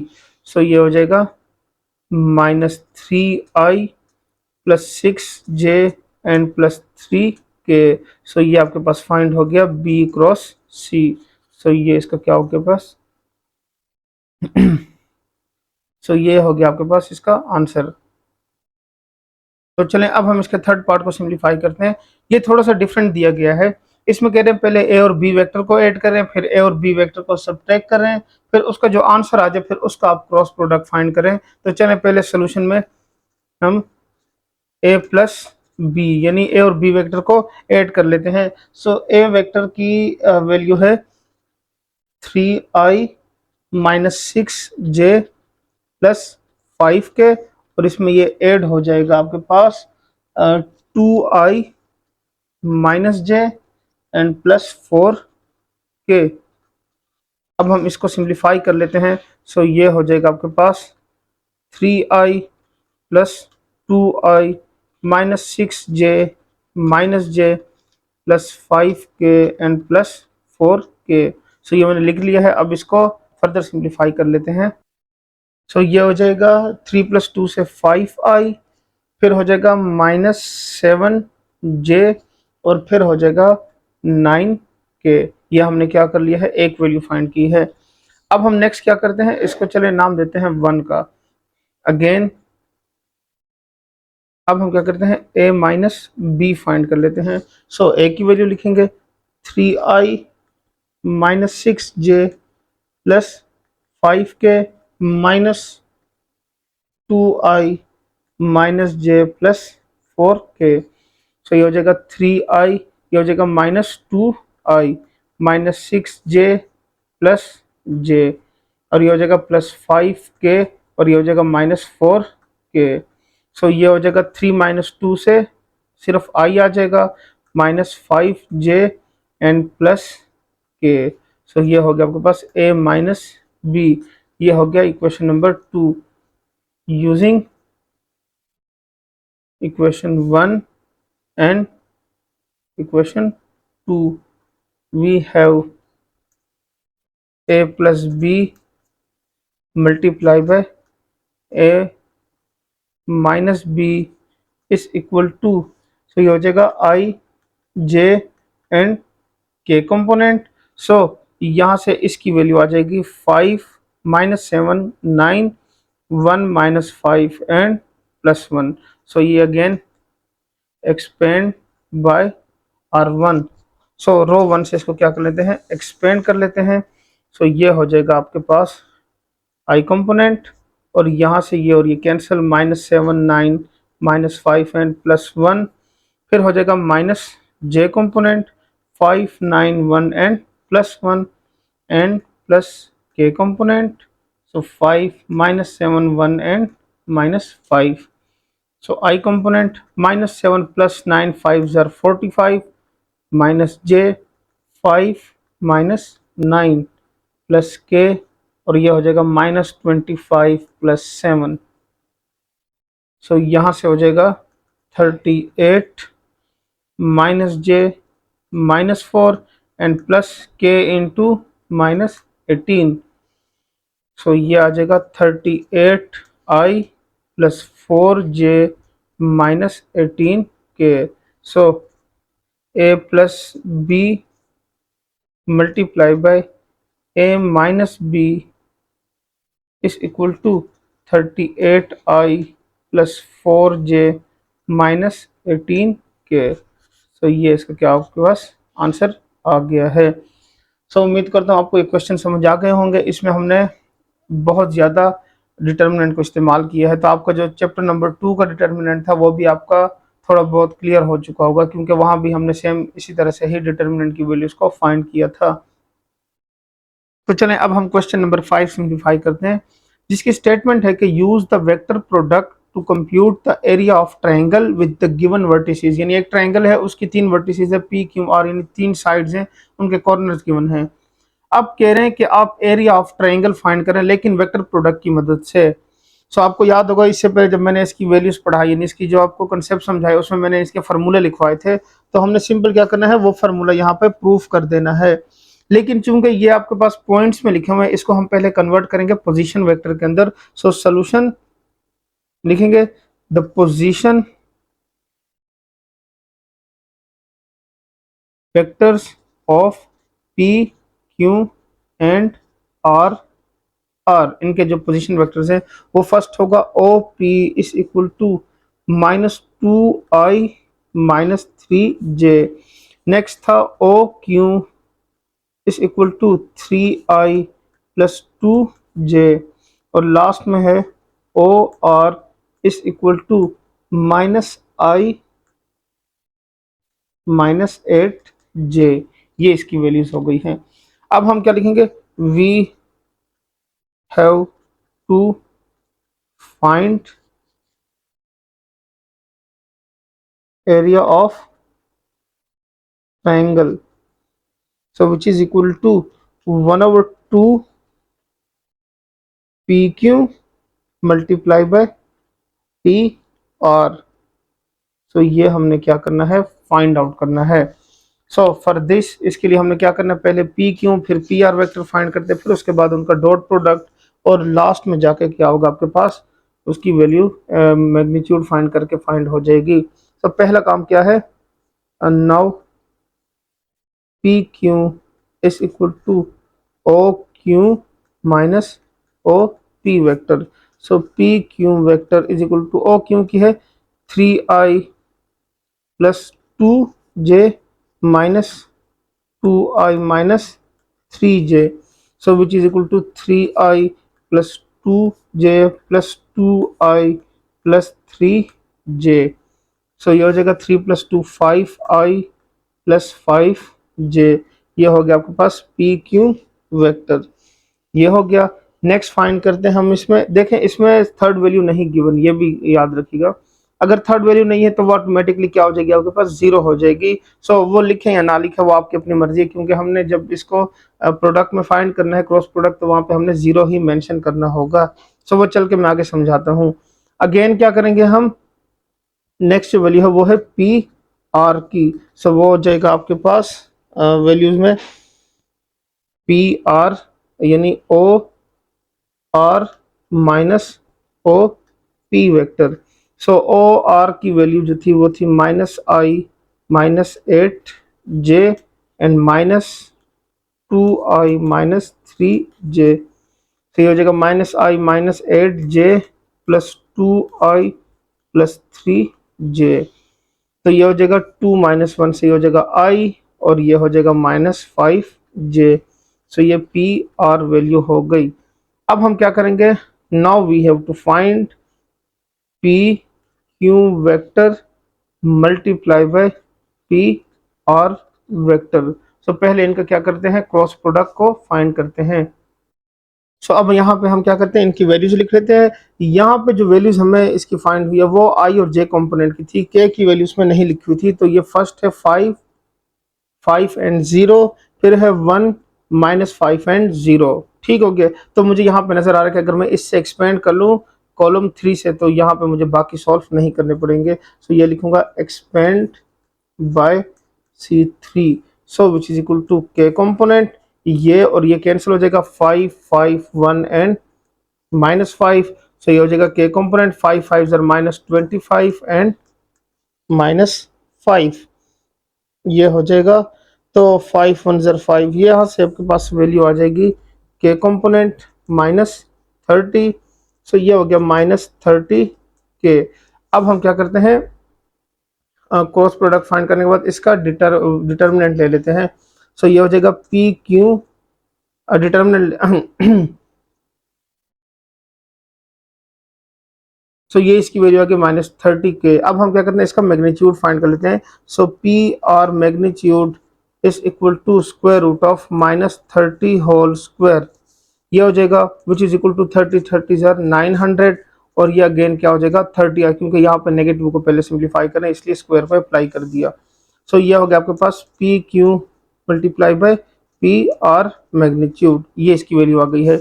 Now find क्या करना था, area of triangle is equal to 1/2 p q multiply by P r. So ये हो जाएगा 1/2 मल्टीप्लाई बाय 30, 2 1 जार एंड 2 15 जार, so which is equal to 15। ये हो जाएगा आपके पास area of triangle is equal to 15। So ये इसका आपके पास क्या हो गया है, आंसर आ गया है। उम्मीद करता हूँ आपको ये समझ आ गया होगा, क्योंकि मैंने बेसिक स्टेप से ही आपको 1 बाय 1 जो है सॉल्व करवाया है, ताकि आपको कोई एक्स्ट्रा चीज़ जो है वो याद ना रखनी पड़े। अब इसके नेक्स्ट पार्ट को सिंप्लीफाई करते हैं। अब इसके सेकंड पार्ट को सिंप्लीफाई करते हैं। इसमें भी सेम पी क्यू और आर की वैल्यूज गिवन है। तो हमारा पहला काम क्या होगा, इसको कन्वर्ट कर देना किस चीज़ की फॉर्म में, पोजिशन वेक्टर की फॉर्म में। तो लिखेंगे the position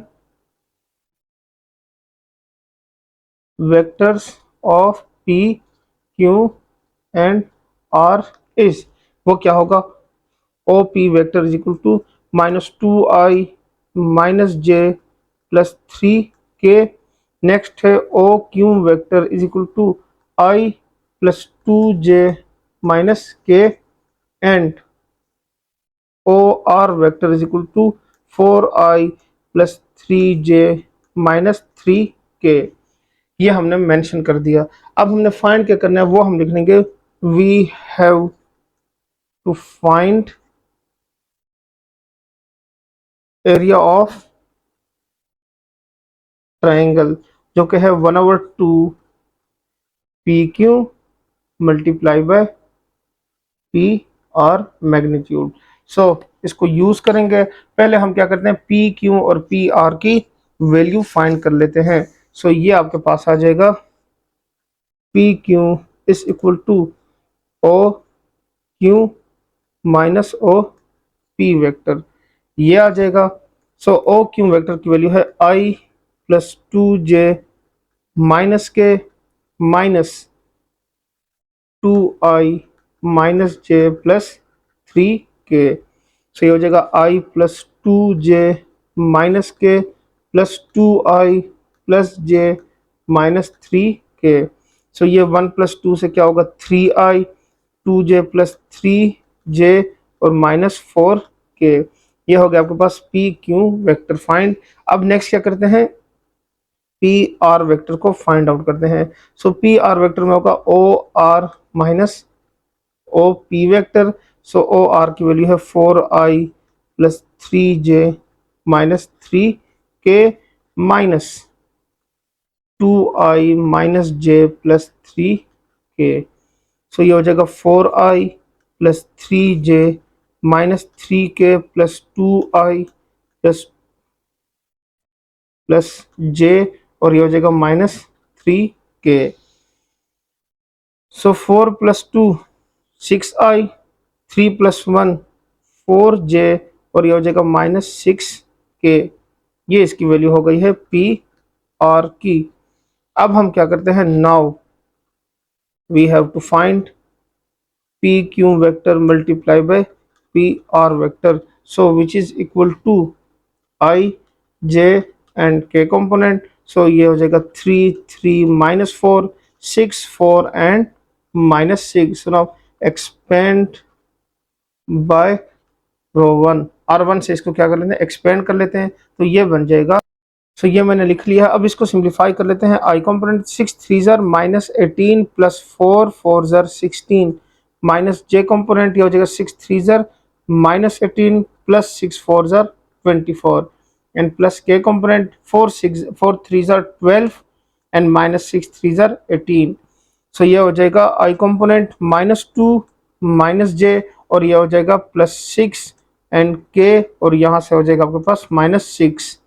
so -2i -6j and -6k component. So ये हो गया p q multiply by P r. Now अब हम क्या करते हैं, p q multiply by P r magnitude find कर लेते हैं। तो ये हो जाएगा square root of -2 square plus -6 square plus -6 whole square. So ये हो जाएगा 2 2 ज़र 4 प्लस 6 6 ज़र 36 एंड ये हो जाएगा 36। तो 72 प्लस 4 76 आ जाएगा। अब हम देखते हैं क्या 76 का स्क्वायर रूट जो है वो फर्दर सिंप्लीफाई होता है या नहीं होता। सो इसकी वैल्यू आ जाएगी, इसकी वैल्यू आ जाएगी 2 स्क्वायर रूट 19। तो ये हो गया p q multiply by P r magnitude.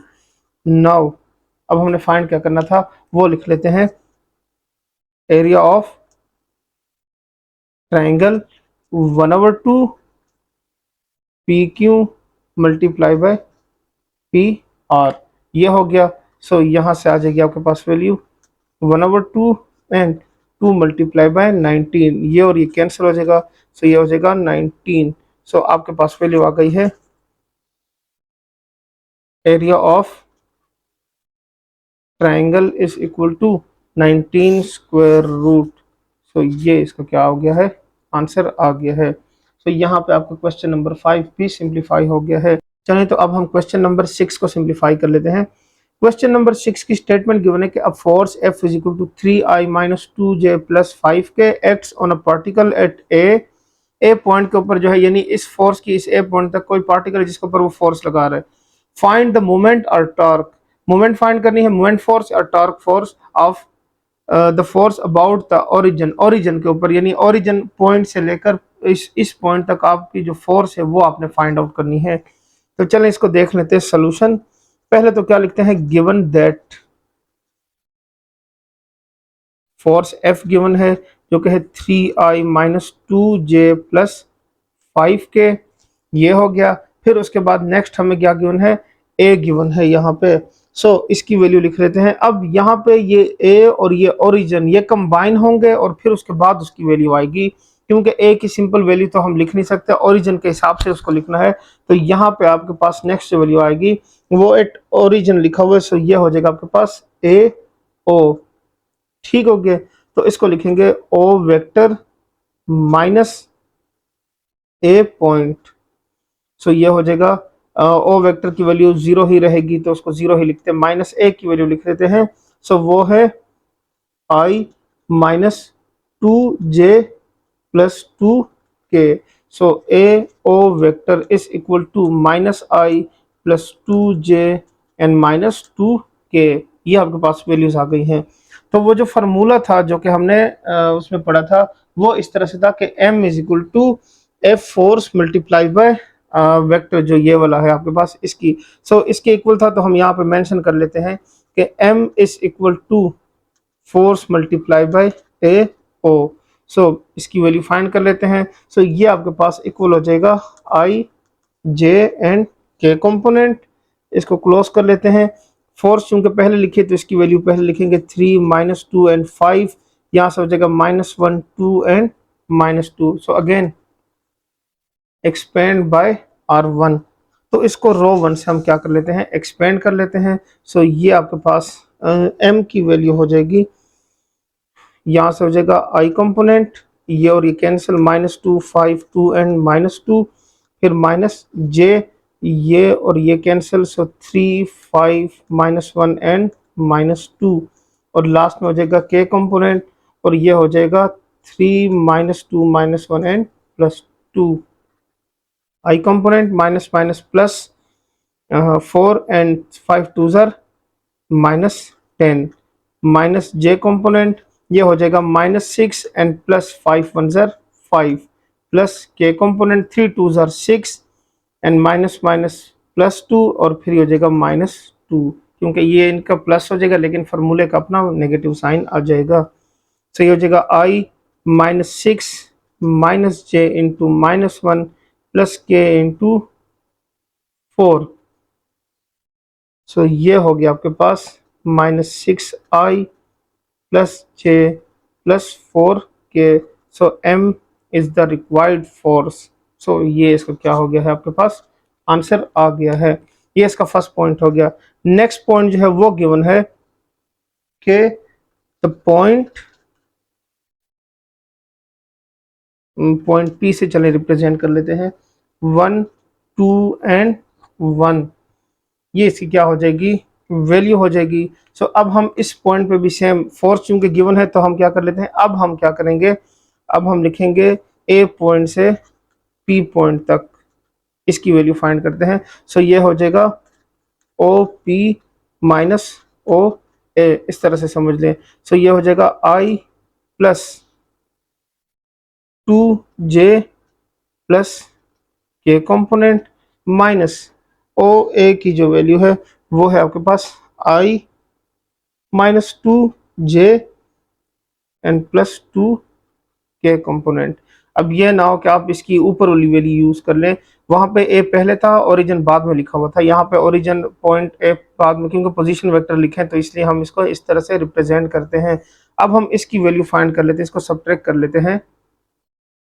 So ये आपके पास बन जाएगा a p is equal to i और ये माइनस आई, ये दोनों क्या हो जाएंगे 0i, फिर ये j और ये j से 4j, और ये हो जाएगा -k। ये हो गया आपके पास ए पी वेक्टर की वैल्यू। अब हम क्या करें, जिस तरह मैंने इससे पहले वाले क्वेश्चन में किया था, वो फोर्स के साथ उसका क्रॉस प्रोडक्ट लिया था, तो इसका भी हम क्या करेंगे same, m is equal to force multiply by A P vector, so which is equal to I component, J component and K component। So force की वैल्यू जो है वो सेम वही रहेगी, 3 -2 एंड 5, 3 -2 एंड 5, और यहाँ से आ जाएगा 0 4 एंड -1।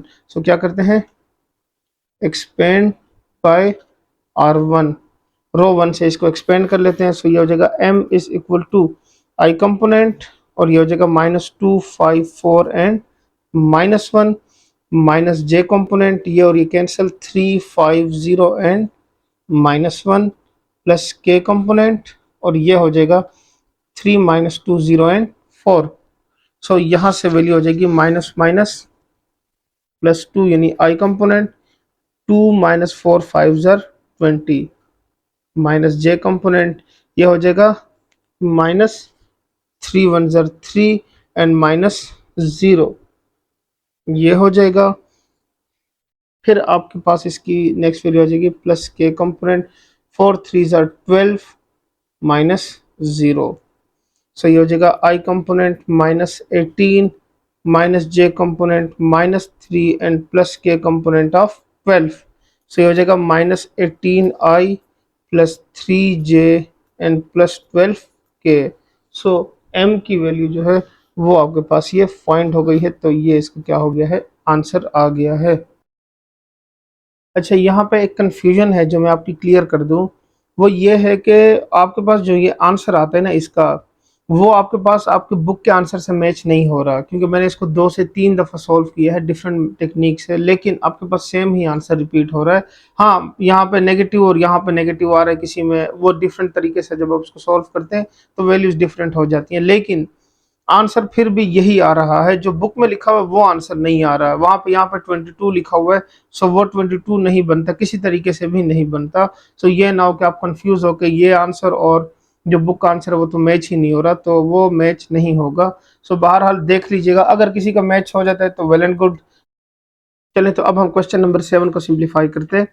क्वेश्चन नंबर 7 में हमें गिवन है कि if a plus B plus C is equal to 0 then show that a cross b cross c and c cross a is equal.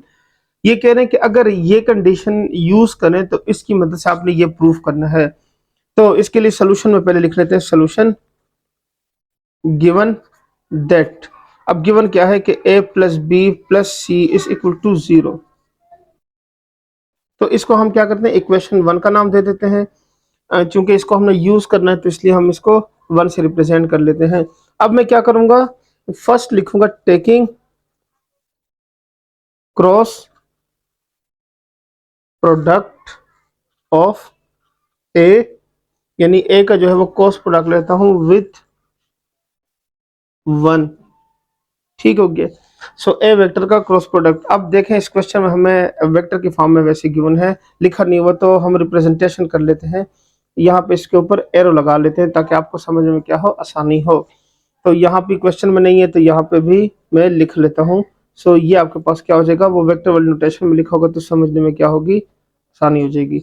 अच्छा जी, अब ये लिखेंगे a vector multiply by a plus B plus c and which is equal to a multiply by 0। ठीक हो गया।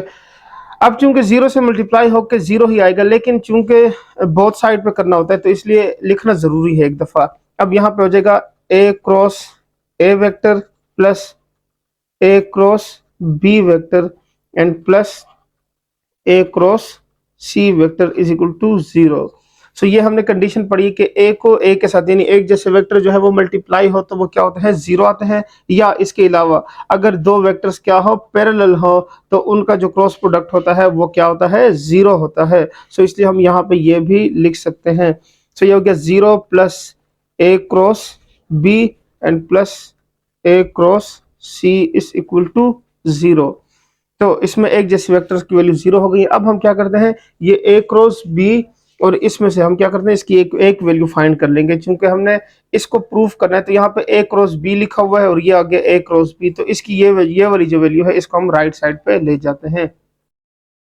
तो ये हो जाएगा a cross B is equal to minus a cross सी।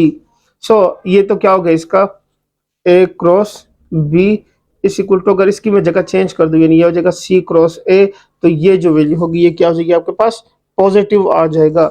इसको मैं नाम दे देता हूं सेकंड इक्वेशन का। चूंकि 1 में नाम दे चुका हूं तो इसलिए इसको मैं सेकंड इक्वेशन का नाम दूंगा। Now again taking cross product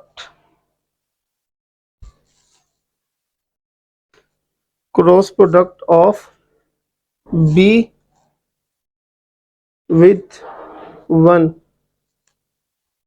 we get, so b multiply by ये हो जाएगा a plus B plus C is equal to b multiply by 0। So ये हो जाएगा b cross a plus b cross b and plus b cross c is equal to 0। So again b is parallel to b, so लिख सकते हैं यहाँ पे since b is parallel to b, then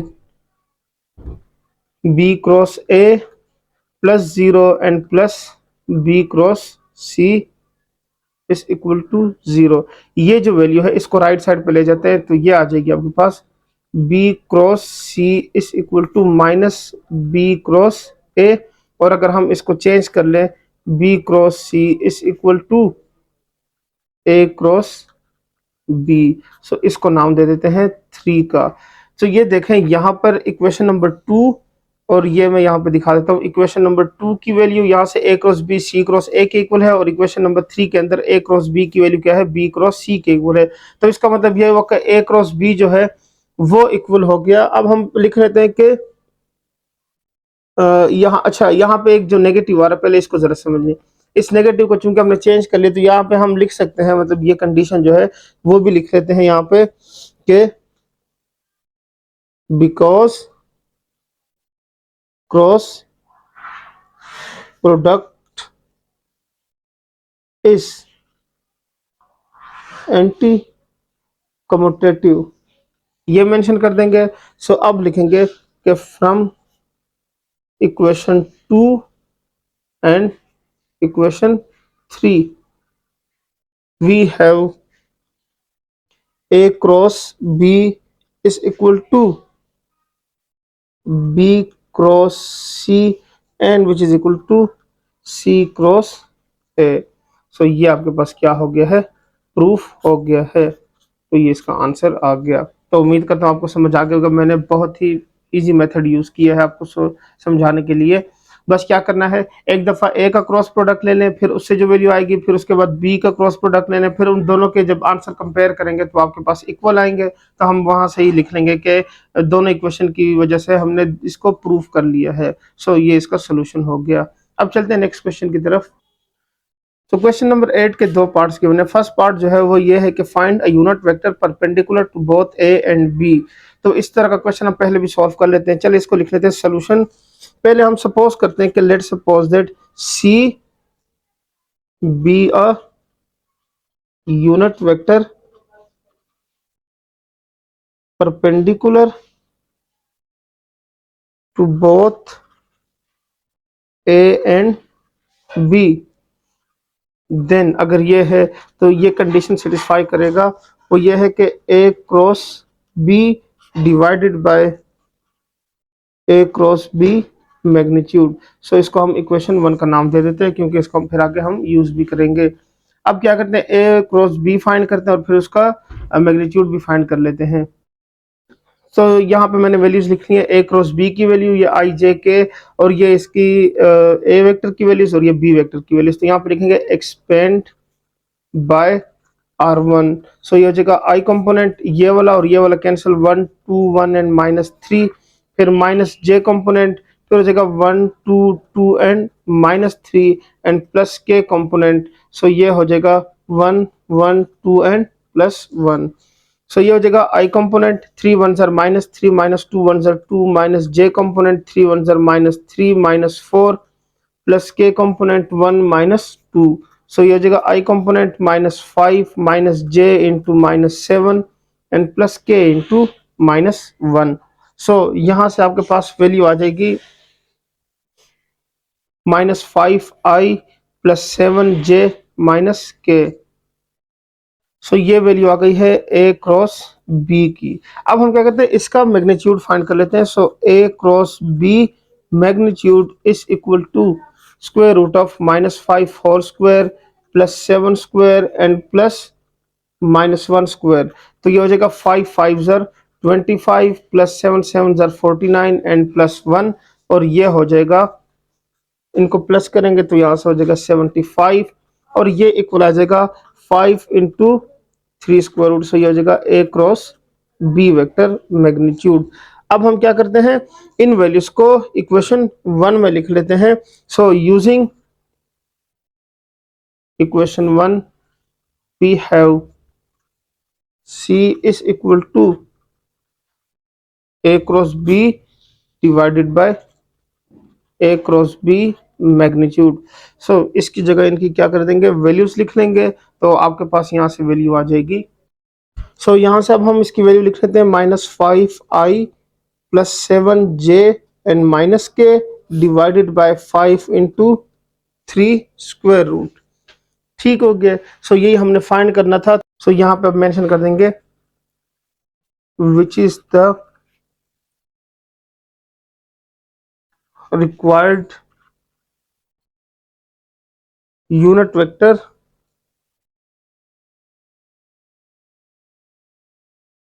perpendicular to both A and B। सो ये इसका क्या हो गया है, आंसर आ गया है। अब इसके सेकंड पार्ट को सिंप्लीफाई करते हैं। उसकी स्टेटमेंट गिवन है।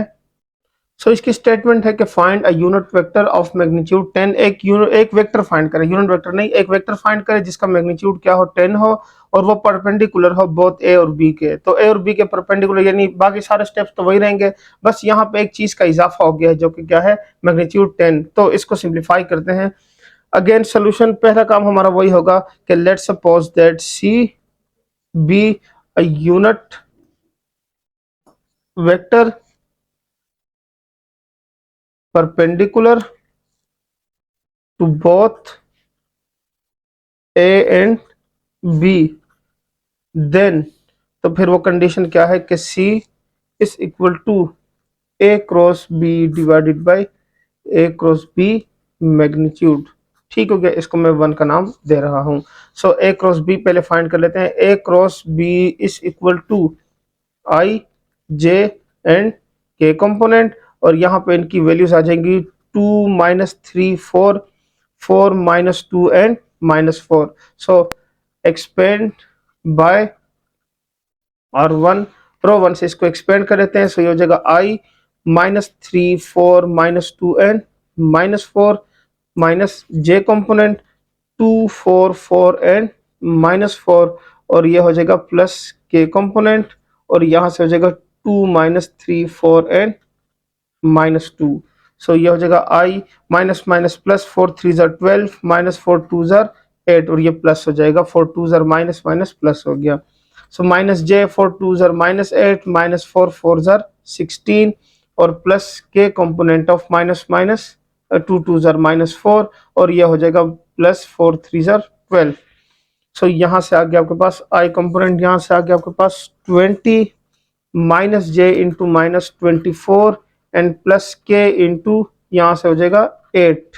सो अब यहाँ से वैल्यू आ जाएगी 20 आई, और ये माइनस माइनस प्लस हो जाएगा प्लस 24 जे, और फिर हो जाएगा प्लस 8 के। ये तो हमने फाइंड कर लिया। अब इसका मैग्नीट्यूड यानी A cross B magnitude is equal to 20 square plus 24 square and plus 8 whole square.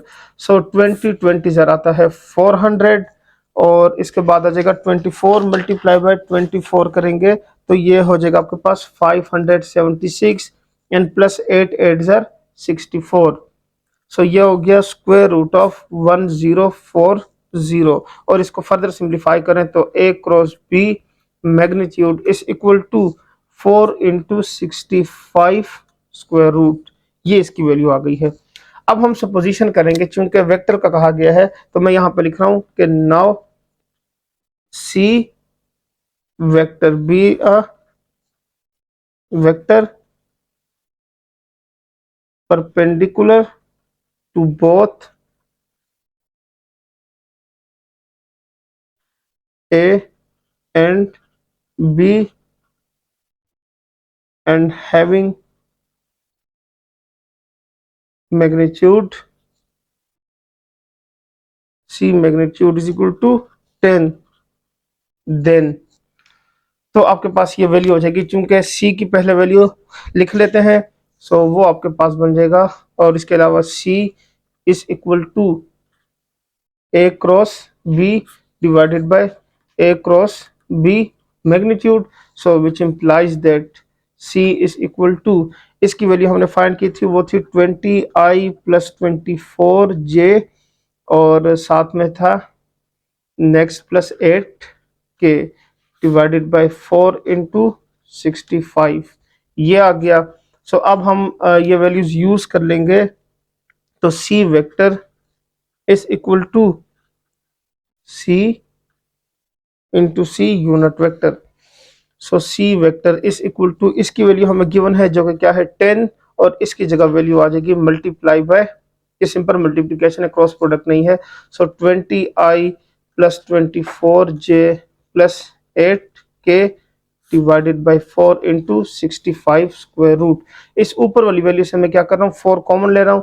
So 10 multiply bye, इनमें से क्या हो जाएगा 4 कॉमन होकर आ जाएगा 5i plus 4 6 are 24 in 6j and plus 4 2 are 8k। सो ये हो गया 4 × 65 स्क्वायर रूट। सो यहाँ से क्या होगा, ये 4 और ये 4 क्या हो जाएगा, कैंसिल हो जाएगा।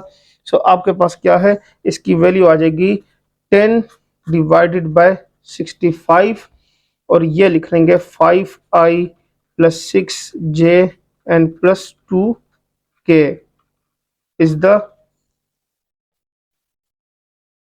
required vector. सो ये इसका क्या हो गया है, आंसर आ गया। उम्मीद करता हूँ आपको ये समझ आ गया होगा। यहाँ पे क्वेश्चन 8 आपको सिंप्लीफाई हो गया। अब हम इसके लास्ट क्वेश्चन नंबर 9 को सिंप्लीफाई करते हैं। तो उसके दो पार्ट्स गिवन है, दोनों एक जैसे, ये काफी लेंथी किस्म के हैं, तो उसमें से मैं एक सॉल्व करा देता हूँ। उम्मीद करता हूँ आपको अगर वो समझ आ जाए तो दूसरा आप खुद ही सिंप्लीफाई कर लेंगे। तो चलते हैं क्वेश्चन नंबर 9 की तरफ। तो क्वेश्चन 9 की स्टेटमेंट गिवन है कि find the area of parallelogram. इससे पहले हमने एरिया ऑफ ट्रायंगल भी फाइंड किया था, तो अब कह रहे हैं कि एरिया ऑफ पैरेललोग्राम फाइंड करें। लेकिन वहां पे ये था कि उसमें साइड्स गिवन थी तो हमारे लिए आसानी थी। यहाँ पे क्या है, साइड्स नहीं गिवन, बल्कि क्या करें कि डायगोनल्स गिवन है, तो आप पहले उसकी साइड्स को फाइंड करें, फिर साइड्स फाइंड करने के बाद उसको क्या करें, फर्दर सिंप्लीफाई करें। तो अब हम क्या करते हैं, पहले लिख लेते हैं। मैंने ये शेप बनाई है आपको समझाने के लिए कि ये देखें, ए बी सी और डी इसके 4 वर्टिसेस हैं, और फिर यहाँ पे बी से लेकर डी तक की जो डायगोनल की वैल्यू है वो बी हो गई, और ए से लेकर सी तक की डायगोनल की वैल्यू क्या है, वो ए है। तो हमने क्या करना है, सी और ये डी वेक्टर यानी ए बी साइड और ए डी साइड ये फाइंड करनी है। ये फाइंड करेंगे तो उसके बाद ही इसको आगे सिंप्लीफाई कर सकेंगे।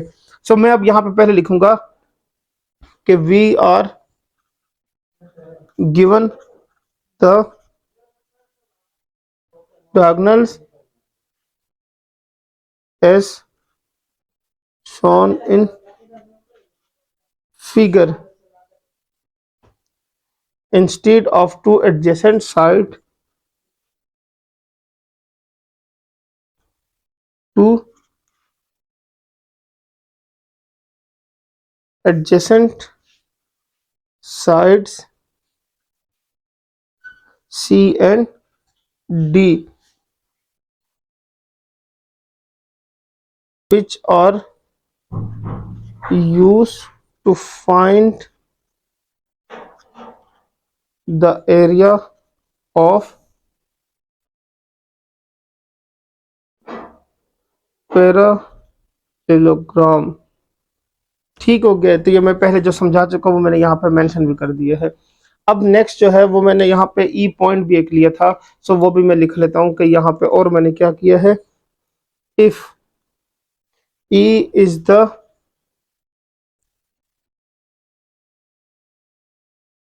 intersection of two diagonals, so E is the midpoint of both diagonals।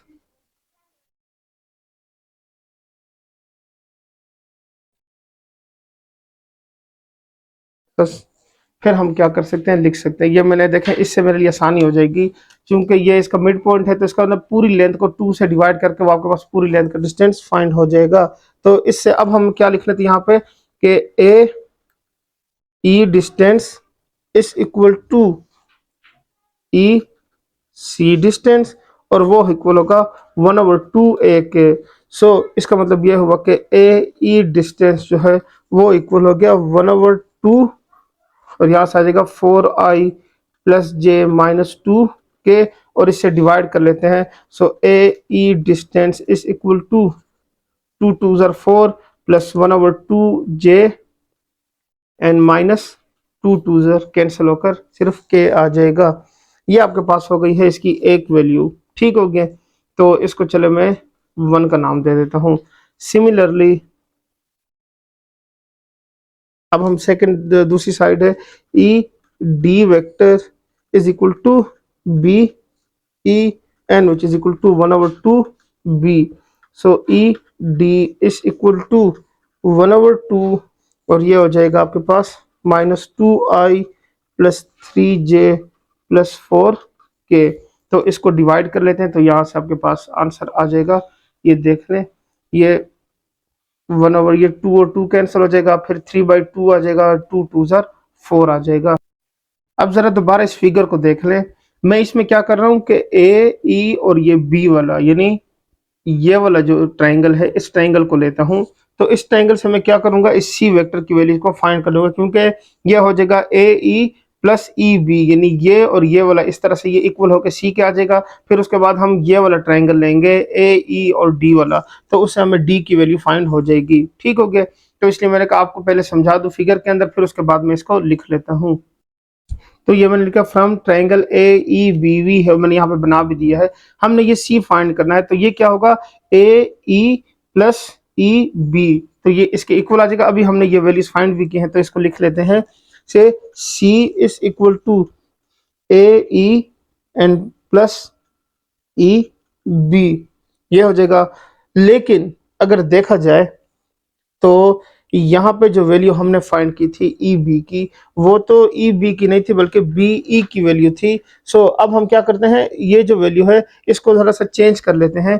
ये हो जाएगा सी इज इक्वल टू ए ई और ये हो जाएगा माइनस बी ई हो जाएगा, क्योंकि ये हमने कंडीशन पढ़ी है कि ये आपस में क्या होते हैं, एंटी कम्यूटेटिव होते हैं, तो इसलिए हम इसकी ये जगह चेंज करके ये नेगेटिव में कन्वर्ट कर लेंगे। तो ये हो जाएगा ए ई की वैल्यू है वो है 2i plus 1/2j minus k and minus into minus i plus 3/2j and plus 2k, ये हो गया।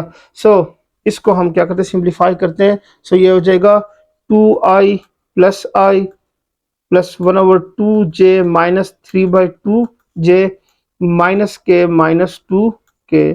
सो ये हो जाएगा 3i, इन दोनों का एलसीएम लेंगे तो यहाँ से सिंपल आ जाएगा minus J and minus 3k, ये हो गया आपके पास सी वेक्टर। ठीक हो गया। अब अगेन हम क्या करते हैं, वो ट्रायंगल में ए ई और डी वाली साइड जो थी अब उसको ले लेते हैं, तो मैं लिख लेता हूँ उसको भी।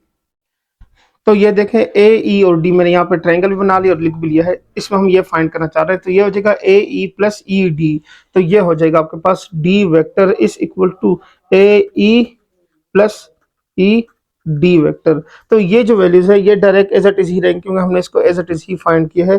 सो 2i plus 1/2j and minus के, फिर हो जाएगा plus minus i plus 3/2j plus 2k। So यहाँ से वैल्यू आ जाएगी 2i minus i plus 1/2j plus 3/2j minus k plus 2k। So 2 minus 1 से क्या होगा, सिर्फ i प्लस यहाँ से हो जाएगा इसका एलसीएम लेंगे तो ये 3 + 1 4 और 2, सो 2j एंड प्लस के, ये हो गया आपके पास डी। तो इसको हम नाम देते हैं 4 का। अब हम इन दोनों की मदद से इसका एरिया ऑफ पैरेललोग्राम फाइंड करेंगे। सो नाउ यूजिंग फ्रॉम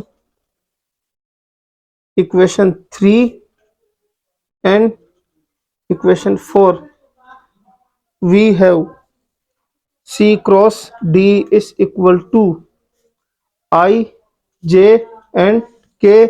तो इनकी वैल्यूज लिख लेते हैं 3 -1 -3 1 2 1 2 एंड 1। तो अगेन क्या करेंगे, इसको एक्सपेंड बाय R1, रो 1 से इसको क्या कर लेते हैं, एक्सपेंड कर लेते हैं। सो यहाँ से इसकी वैल्यू हो जाएगी I कंपोनेंट J और K, इसको मैंने एक्सपेंड करके लिख लिया। अब ये हो जाएगा I, ये हो जाएगा -1 plus 3 2 6 minus J 3 1 3 plus 3 plus K component 3 2 6 plus 1। सो ये हो जाएगा I component of 5 minus J और ये हो जाएगा 6 प्लस K इंटू 7। तो ये हो गया 5I minus 6J plus 7K, ये हो गया C क्रॉस D। तो now we have to find area of triangle. तो उसमें सिर्फ क्या करना होता है, C क्रॉस D का मैग्नीट्यूड फाइंड करेंगे। तो यहाँ पे लिख लेते हैं कि as we know that area of